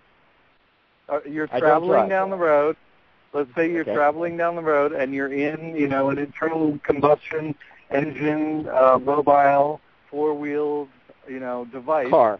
In the car. Car. Yeah. Okay. And you're traveling in a car, and so, on come the red and blue lights by the mafia behind you who want to, collect revenue from you. Well, why did the lights come on? Why did the lights come on? Because, they want to take your wealth. So that officer did not get up in the morning and go, you know what, I think today I'm going to take someone's wealth. Oh, yeah, he did. Oh, yes, he did. It's all about revenue production. Yeah, that's all it is. There's nothing else going on in the world. Let's entertain it. In fact, he probably got told by his boss that his numbers are down, and he better collect some revenue before the end of the month. Right. Okay, now that may be real. That may be real, right? But there's going to be some sort of reason that he pulled you over. It's probably because you got a dealer plate on, right? Okay. Or maybe because you got no registration, or maybe you got registration and you were speeding. You understand what I'm saying? Like, because there's certain things that take place here immediately. Upon this stop now, there's Dharma that's been introduced. There's individual responsibility that's introduced, and then there's the mechanisms that establish jurisdiction thereafter. Okay, so that's why I want to ask you real quick. Let's make this a real situation. What's he getting pulled over for? Is it because he was speeding like an asshole and deserved to be pulled over, or is it because he's got an unregistered vehicle? Does he have a registered vehicle? What didn't use his? Let's do unregistered vehicle. Let's do unregistered vehicle. Nice. Okay. Great. So he's pulling me over because he doesn't like what's inside the license plate frame. Correct. Right? Okay. Right. So, my first question, the first thing I'd like to say is, has anyone thanked you for your public service today? I want to say thank you because I appreciate it. And that's good. No, that's the way to go. These are not the droids they're looking for. Absolutely. Go ahead. My objective, I'll be quite honest with you, in that circumstance, is to try to not let him lose his job. Yeah. Okay? There's nothing he can do to me. The worst that he can do to me is throw me in jail for 3 days. And that, to me, is the price of freedom. The willingness to go to county for 3 days is the price of freedom today in this police state. So all I'm trying to do, I don't care if that happens because I'll be a pain in the ass to them. They won't know what to do with me, but I'll have a good time, publicly practicing my private contracting. So if that's the worst, if I know that's the worst they can do to me, and that is the worst that can happen, what do I care? So my job is to keep him from misstepping, from being a hothead, misstepping, and losing his job. Yeah. Okay. So what I'm going to do, there's a few principles that apply. Number one, I'm not going to do anything he says. Number two, I'm not going to answer any question he asks.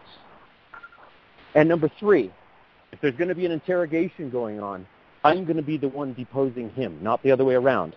And number four, it's all going on the court record via my cell phone recording from the beginning.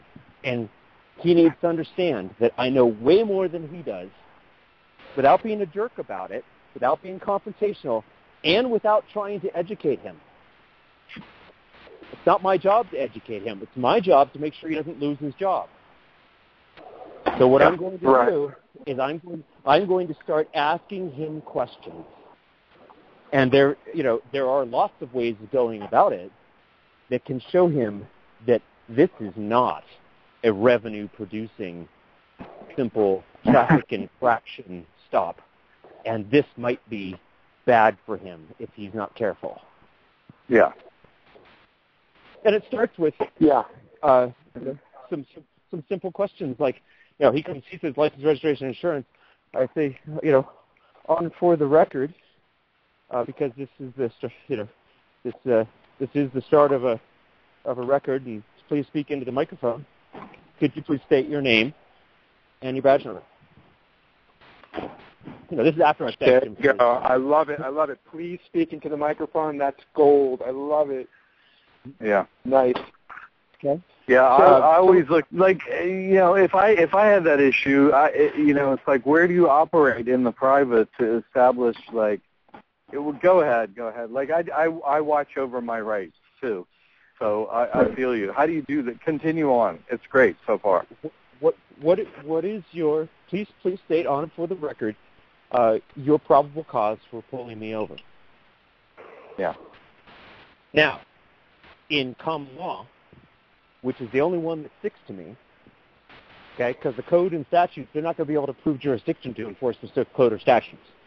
Okay, right. So common law is where we are. It's natural law as it is processed and understood through the court system.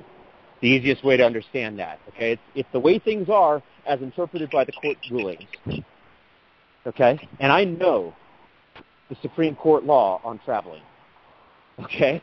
the part about personal liberty in our organic laws has never been retracted. Okay, I know I have a right to go from one place to another as long as I don't infringe upon the rights of another. So as long as I don't harm anyone, and there has to be a body of a crime showing harm to someone else for anything to stick to me. If I hit a pedestrian, I've got a different issue on my hands. I have harmed the public. I've harmed someone else. Okay? So there is a corpus delicti at that point. But the corpus delicti doesn't exist. The body of the crime doesn't exist on a traffic infraction. Yeah. And okay, so basically this is all background for you, but my questions for him are pretty simple. Did you witness this car or me in a felony? Yeah. No. Okay, did you witness this car or me in a breach of the peace? No. Do you have a warrant then for the arrest of this car or for my arrest? No. So this is a warrantless stop. This is an arrest, because that's the definition of arrest. This is a warrantless arrest and impedance of my progress and my personal liberty, which is deprivation of my basic rights. Is there any reason I shouldn't pull? What? Is that the title 40? What is it? Title 18, Section 141, 142, under the color of law, the deprivation of life. 242. 242. You can go there if you want. I don't need to count on any code. Okay. Yeah. I follow you. I don't need those laws. I'm not going to recite them. I don't need them. All I need is the Supreme Court decisions to keep it in common law. As soon as you start quoting statutes and code, now you're in that realm. Yeah. Okay. So it may be reflected there, but I'm not relying on that. I'm looking at the Declaration of Independence. My personal liberty is secured by the Declaration of Independence, and it's never been repealed. And the Supreme Court will uphold it every time if I know what I'm doing. Okay. So go ahead. So here we are. He has 4 requirements, basically. He has to have probable cause to pull me over at all, which he doesn't because there's no corpus delicti. There's no body of the crime. Okay, so he failed on step 1. Now, there are 3 exceptions or 3 reasons he can legitimately pull me over, okay, under common law.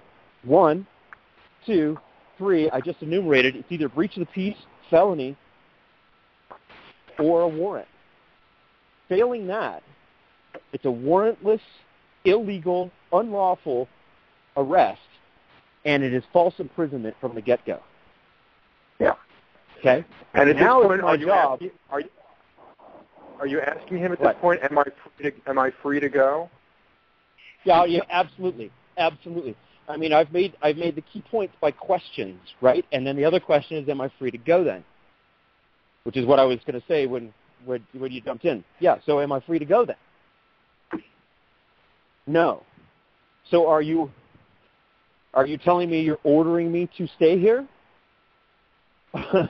What is the basis for your presumption of jurisdiction? Presumption is inference, and inference is supposition, and supposition is conjecture, and conjecture is that which has too little fact to be believed.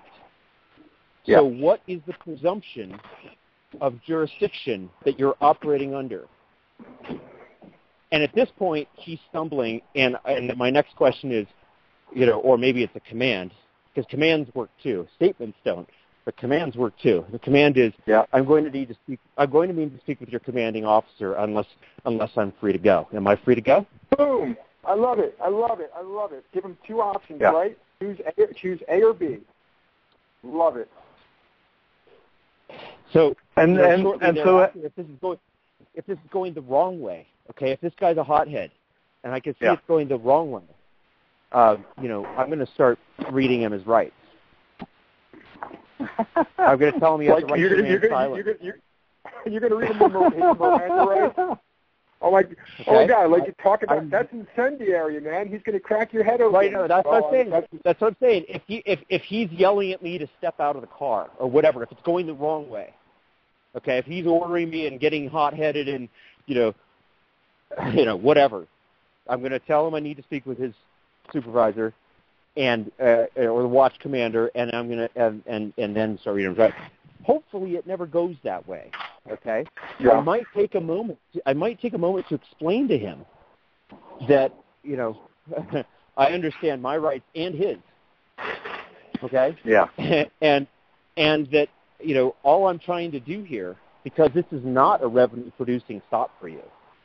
All I'm trying to do here is make sure that you don't get in trouble. And if you don't understand what I'm talking about, then I suggest you call your lawyer. Yeah. That's great. That's a really good point. So does this in any way negate you from doing, areas that I like to delve in, which are, say, a claim of lien against that officer's property and the entity under which he works, like a claim of lien against her property, also a claim against, and separately, a claim against their insurance that backs the entity he works for? I mean, does that in any way negate your ability to do that? No, because here's the thing. That's why I think it's about his job. It's about protecting his job. Because if this goes far enough that he throws me in jail and someone beats the crap out of me in there, or whatever. Picture the worst case scenario with 72 hours in jail, and I really that leaves a really bad taste in my mouth. Right. My defense is an offense. I'm gonna get. Oh yeah. I like to let them know I'm going to take everything they own and their job and their future wealth potential by making them an insurance risk. Absolutely. Well, absolutely. If you say those things, talk about incendiary. If you say those things, you're going to jail. Yeah. You're going to jail. No, I know. No. After. Yeah. Okay. So I might. When I talk to the supervisor, which does happen. If you tell them it's like anyone else, and go get me your manager at a store. They do it usually. Okay. When I talk to the watch commander or whoever it is, it's more explanatory. It's like this. Mm-hmm. I'm looking out for your guy.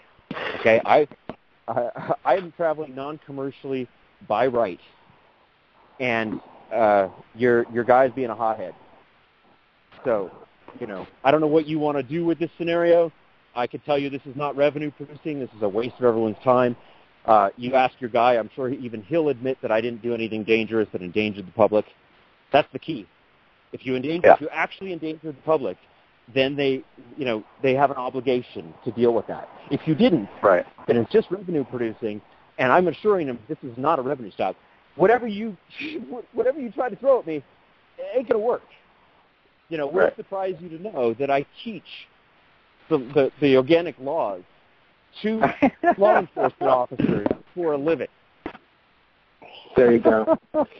So listen, if I can intervene here, we've got about 15 minutes left on this 2-hour program, all right? Somebody's been waiting for about 40 minutes. I want to give them a chance, and if they're listening in, it's the phone number that begins with a 307. So if you do have a question for Christian or PJ, please prepare that question because I'm about to put you on the line. And Christian, I also wanted to give you an opportunity to address those 2 areas of correction that you felt I needed a little correction on when you listened to my podcast on me for president on the Ubuntu Party ticket. And I'm all about learning, man. Like I told you earlier on the phone, if I get new information that clarifies things and I will immediately, embrace it and acknowledge. I mean, it's not a big deal. So I want to give you a chance to address those 2 points and then also squeeze in enough time for you guys to really talk about your organization, what it's all about, why people should connect with it, and then the links that they'll need to do that. So what I'm going to do now is I'm going to bring online a caller that's been on hold for 40 minutes, starting with 307. Can you hear me? Hello? Okay, it appears that they are not answering. So we're going to put them back on hold. And Christian, go ahead. There's 2 areas that you wanted to give me a little bit more insight. Well, first of all, just so everyone on the call knows, I was totally stalking through Facebook and Google David the other day, just because I knew I was coming up, and I wanted to see more of what his world's about, and very, very impressive stuff going on. I mean, the right message, the Ubuntu presidential candidate, I love it. Evolve Fest, Evolve Quest, starting a new,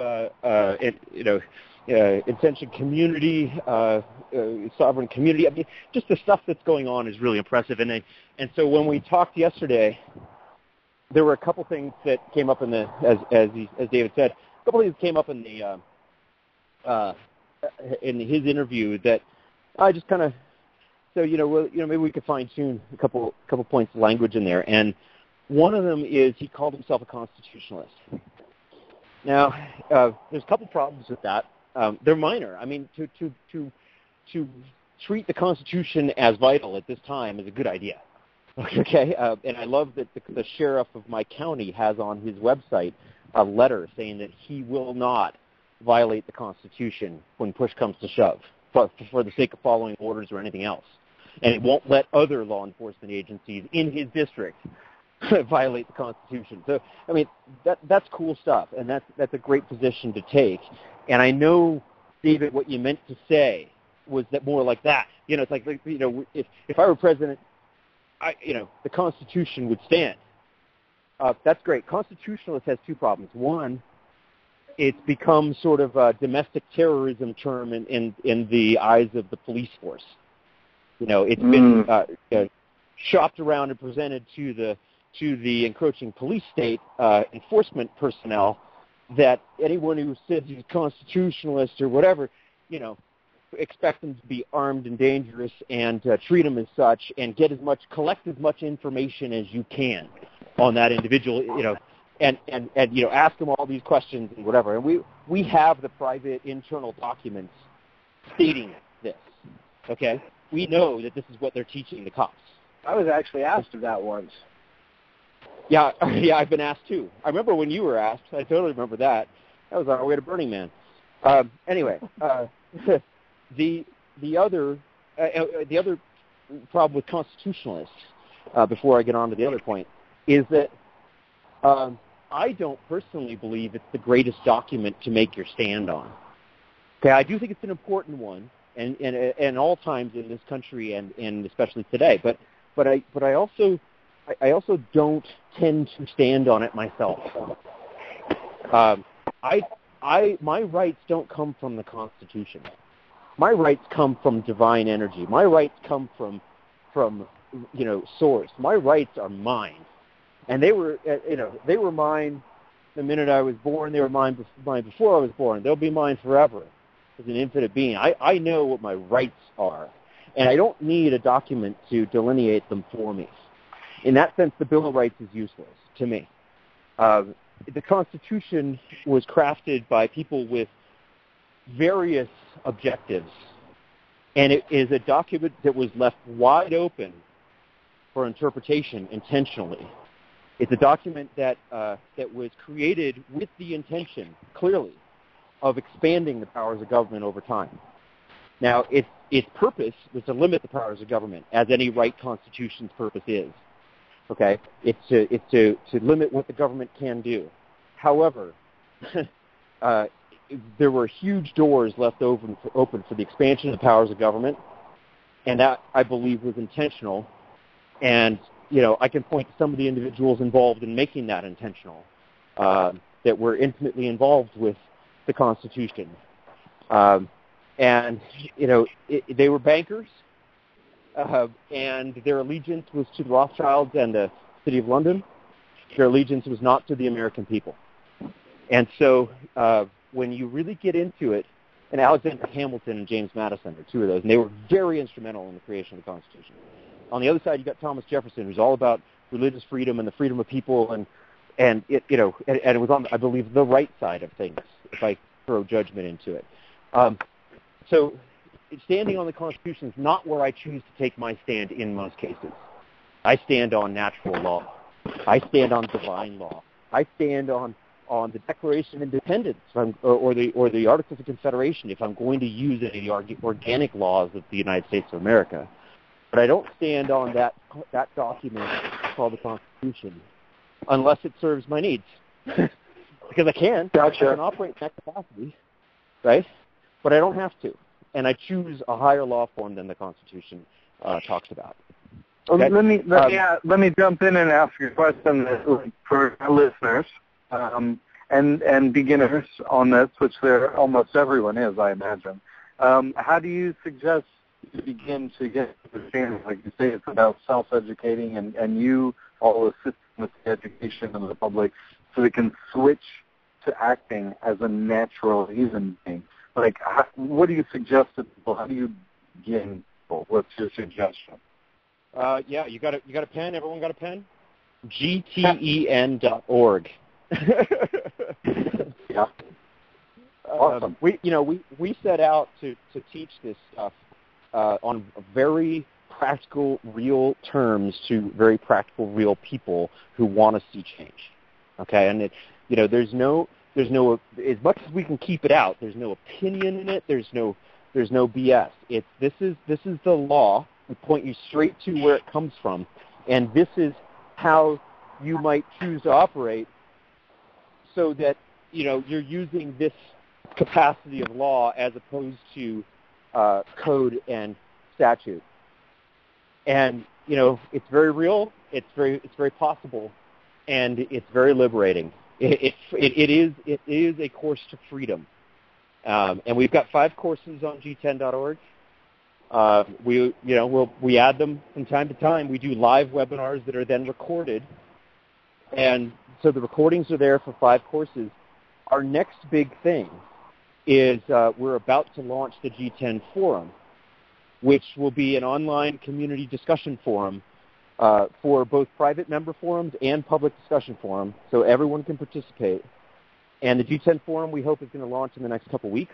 We've been working on it, nonstop for weeks here, and we're dealing with programmers and whatever, and we're almost ready to put this out to some of our members for beta testing, and then we're going to launch to the public. And the GTEN Forum is going to be a great place if you want to know something. We've got 600 members and 2,200 YouTube subscribers or something like that who are all going to have access, plus all the public.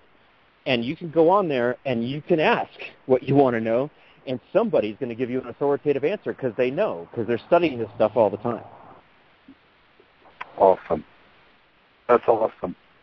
And so begin there, and then maybe just for our listeners, how do you, maybe what do you recommend for actions? What should they get to, like, hey, the first thing I want to kind of adjust my life in such a way as to be different. What are some possible choices for them that you might recommend? Well, one of the things that I'll answer the other question, Brian, or David's as well, in the same leap. He talked about on his interview on this show, I guess a week ago or so, or 2 weeks ago, whatever it was. He talked about burn your driver's license, burn your car registration, burn your, all that. Okay, now that's not far off. The message isn't wrong. However, you'd be much better served by sending it back, because to burn it is only good in your own mind, right? It's liberating to you, but there's still a record of the contract. Okay, so what you want to do is to start to get out of these contracts, start to unwind these contracts, and do it the right way, and move your energy into a private trust instead of your straw man. Okay, so that everything you do works toward the benefit of those you name, and you're the trustee, rather than everything you do working to the benefit of the international bankers and the government's the trustee. Right. Okay, so we definitely show how to go about these things. Awesome. Yeah, we've tried to create, and I believe we have created, college-level courses for laymen. Okay, so in other words, I don't care where your level of knowledge is in this information at this date. If you start in with us, then I recommend the private trust education course first, okay, because it's our foundational course from which the other four are all related, okay? But if you get in there, I mean, we're going to take you through the Constitution. We're going to take you through, the 13th and 14th Amendment that I was talking about earlier. We're going to take you through all sorts of information to show you how your rights have been set aside and what new contracts you've entered into. And we continue that with right to travel. That's our second course. And right to travel, whether you want to, travel without a driver's license or continue to drive with a driver's license, is kind of irrelevant, because what we do is we use driving as a proxy to dig into your rights, where things really stand, and how to differentiate between these codified statutes and actual rights, these benefits and privileges of an unseen contract that you're operating in with your straw man, and how you might choose instead to operate as a free inhabitant and not be subject to that contract. Excellent. So, quick. Yeah, do you want to wrap this up? Because there's one person who called in, and I'd like to give them an opportunity to ask a question. But go ahead and finish your thought if you still have more to say. Great. No, the only other thing I really could add, as far as, thank you for the opportunity to plug what we do, but the only other thing I think I need to add is that to get to know us, the YouTube channel that we operate has tons of great information on it. I mean, it's about 10% of our total offerings, plus radio shows. And stuff that we're looking at, whatever. So if you go to YouTube, our handle is GTEN Trustees, and it's actually youtube.com/GTEN Webinars. GTEN Webinars is the official name, like the, I don't know what they call it, but we've got like a surface name, which is GTEN Trustees, and then there's like the official name that you would search for. But if you just get on YouTube and search for GTEN, all kinds of stuff will pop up, and you'll find our channel, and that's a great way to get to know us. Great. Okay. So I just opened up this line from a phone number that starts with 607. Did you have a question for Christian or PJ? Hello. Phone number 607-731-9421. Do you have? Oh wait, hold on. Yeah. I'm glad we got the whole number. Let's call them.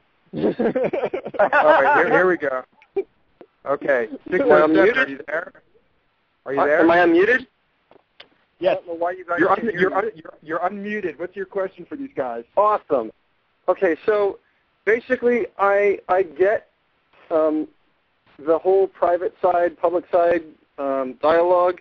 I have been harmed, and I was looking to see if you have maybe a class on claims and enforcing claims, whether that be through lien or another.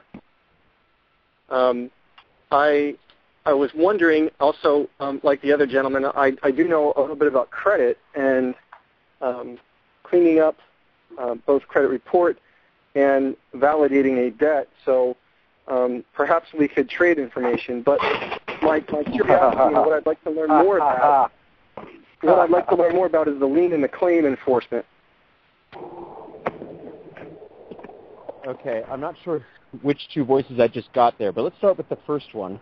Can you give me an idea of the nature of the harm? Because harm can come in financial... It's physical medical harm. Medical harm, loss of the freedom to move, despite going to great lengths to explain to them virtually everything that you said, but paraphrased. And yes, I comprehend enough to use extremely specific wording. So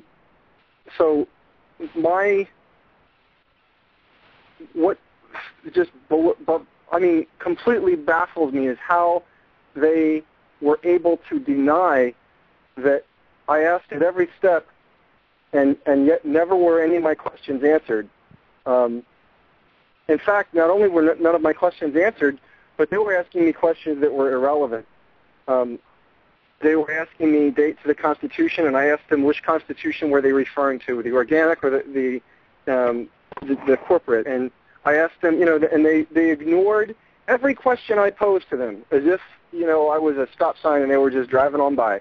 So it was a police brutality incident? Oh, yeah, it's definitely brutality. Okay.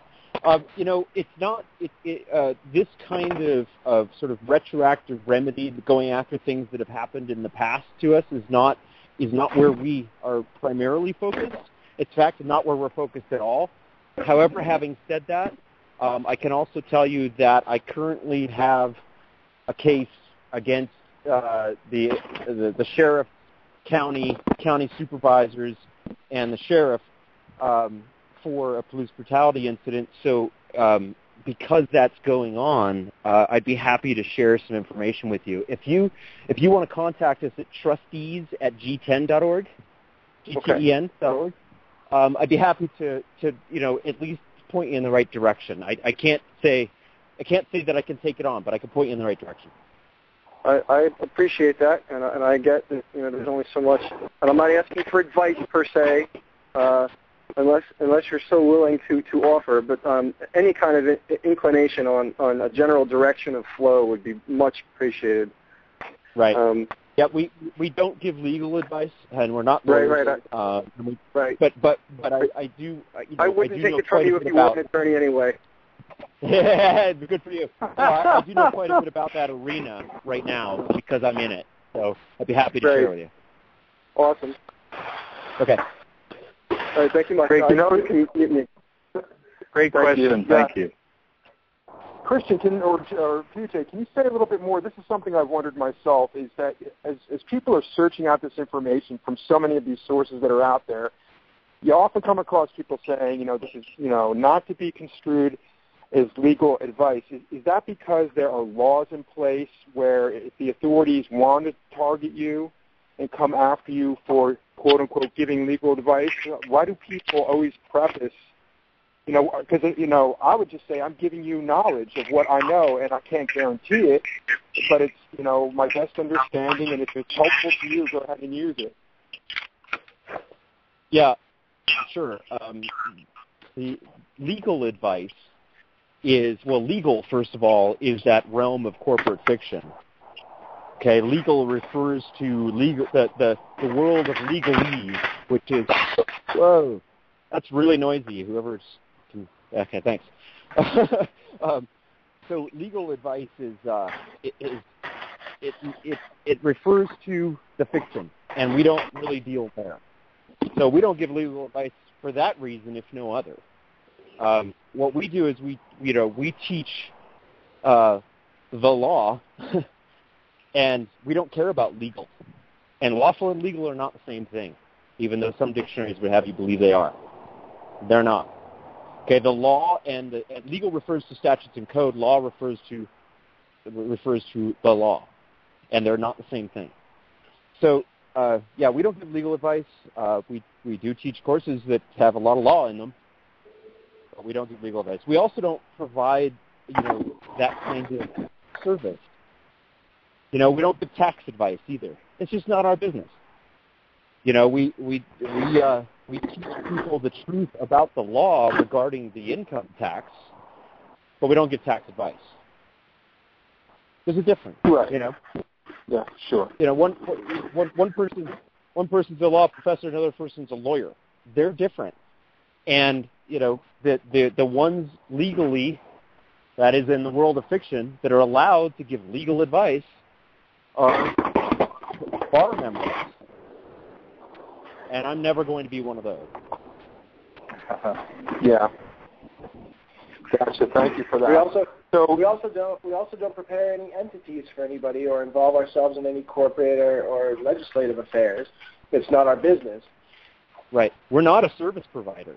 We don't provide any service whatsoever. Yeah. We if we provide a service, it's in the greater picture. We don't provide individual service. Gotcha.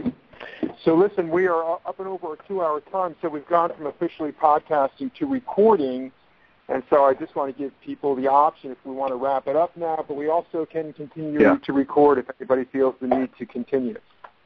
Yeah, I kind of need to wrap it up on my end, and boy, do I want to get into your work and go look at your website. I mean, you've really endeared me to your work, and I appreciate it so much.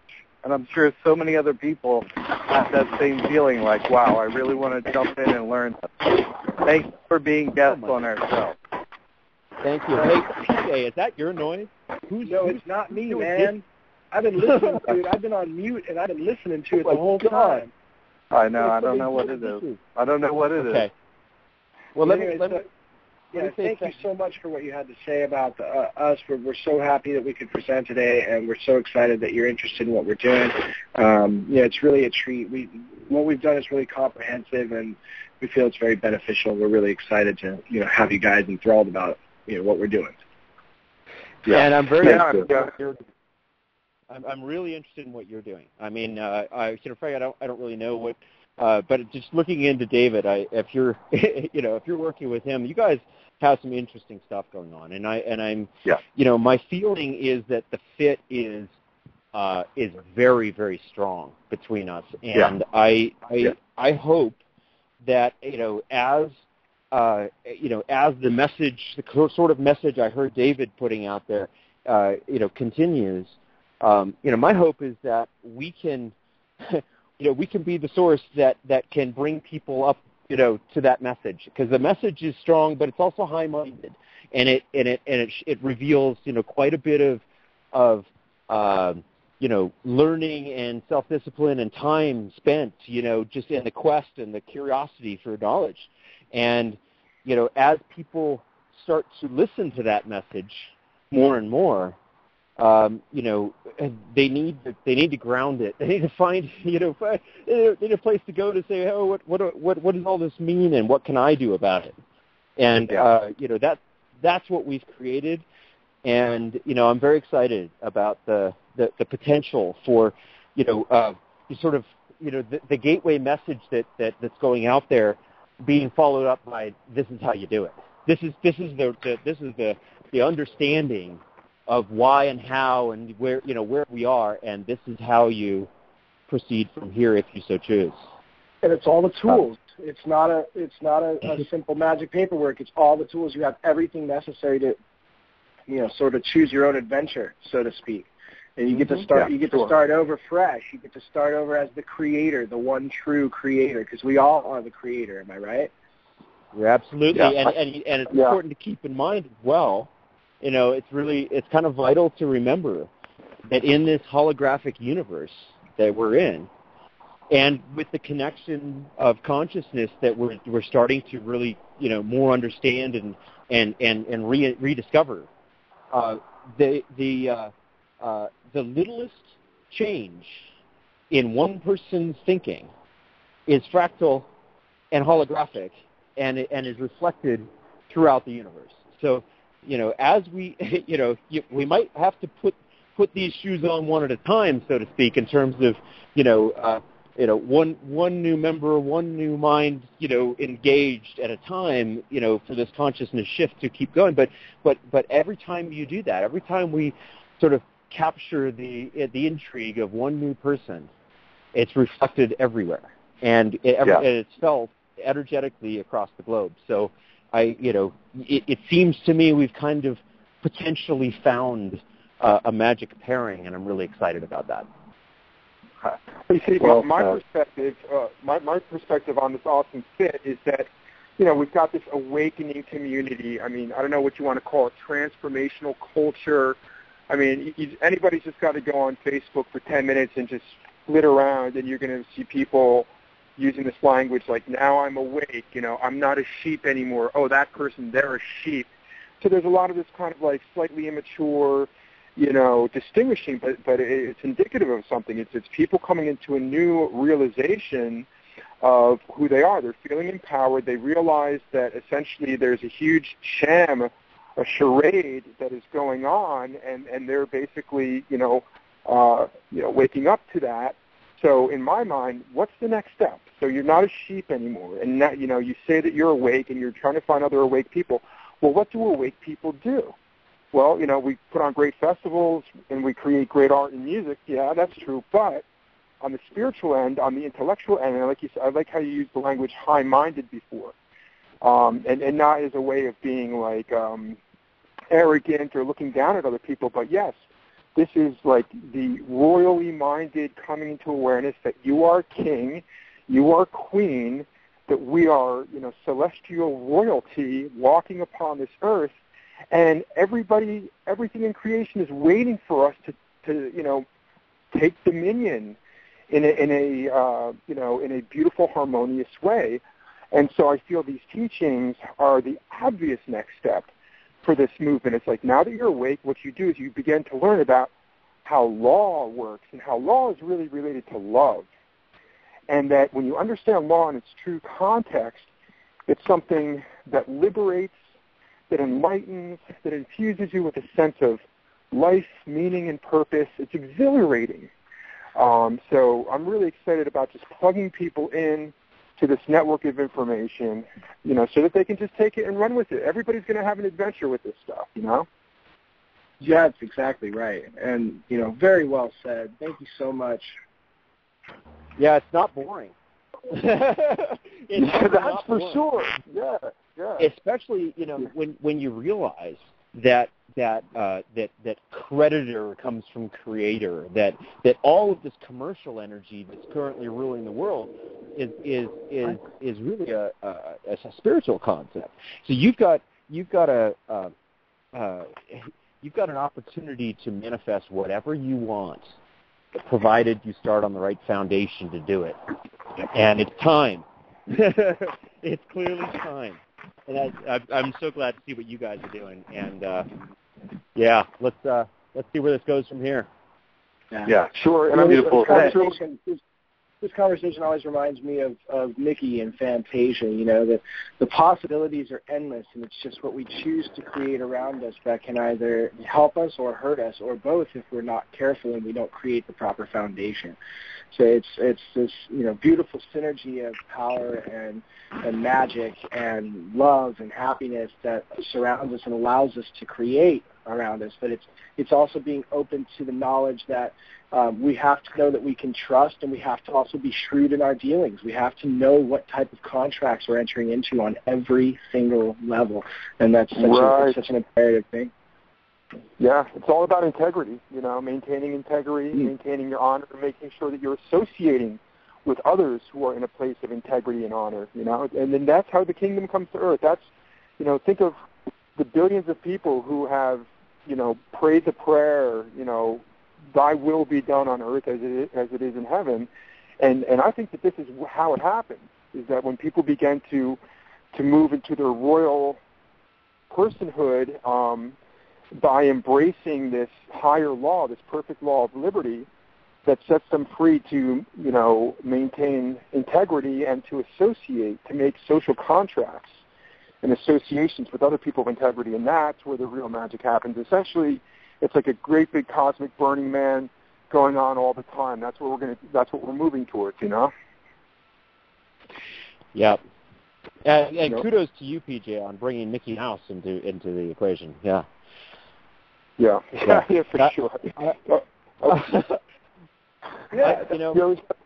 You always got to pull me into it, It is that time where some very unique and worthy projects are sort of meeting each other and evaluating each other and looking at each other and merging and we've got people all over the globe working on solutions on all sorts of levels and in all sorts of subjects, and some of them are extremely viable. And others, will join in with the ones that, the ones that work. And so we're the minds are coming together, and that's really exciting. And it's what we need to see. And it's happening, and that, what a great time to be alive. Yeah. Thank you so much for being guests on the show. This is Jack. I have some prior obligations that make me have to leave the show right now, but I really appreciate having you both as guests. It was amazing. I want to thank you so much for being on Evolve Plus. I look forward to interacting with you in the future. Yeah. But I have to go. Thank you so much. All right, take care, Thanks, Jack. Thanks so much for having us. Okay. So cool. So one final shout out to anybody who's listening and or who will be listening.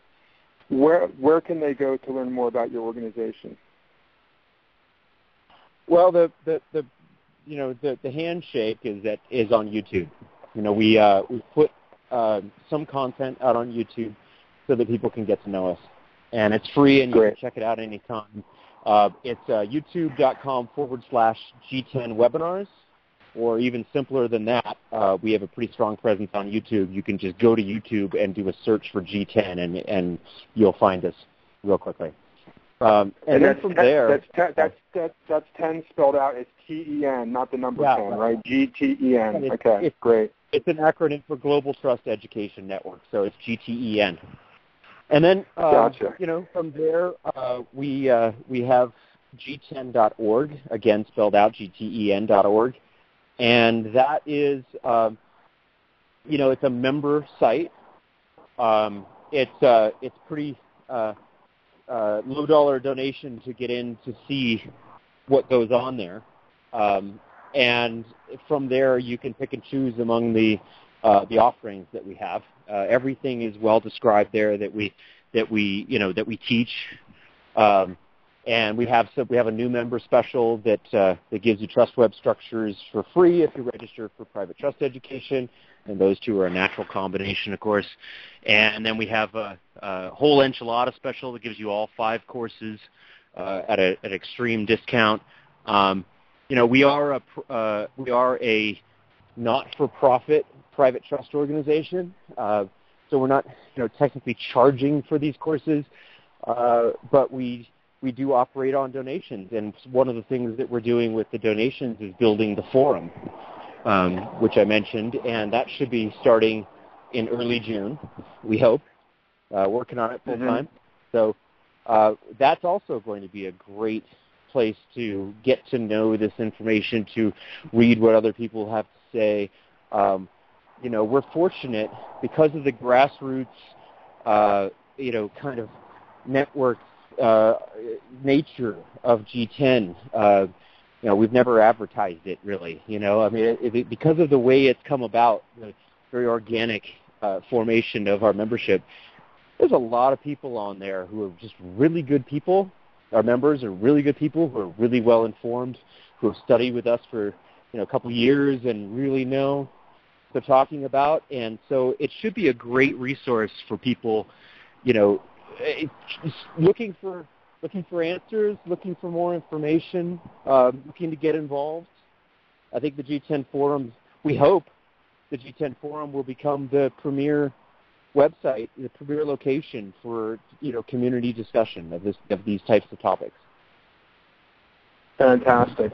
All right, guys, thanks so much. So much love to you for the work that you do and all the effort and TLC that you put into every aspect of your work. I can feel your passion on these subjects, and guys like you who give me hope for humanity and give me the confidence of knowing that we really can unfuck this world and make sure that much beauty and hilarity ensues, much laughter, much joy, much harmony. So thank you, and let's connect again sometime soon on this podcast. Likewise, brother. Thanks for having us. Thanks. All right, guys. Take care. Fantastic. I look forward to it. Have a good one.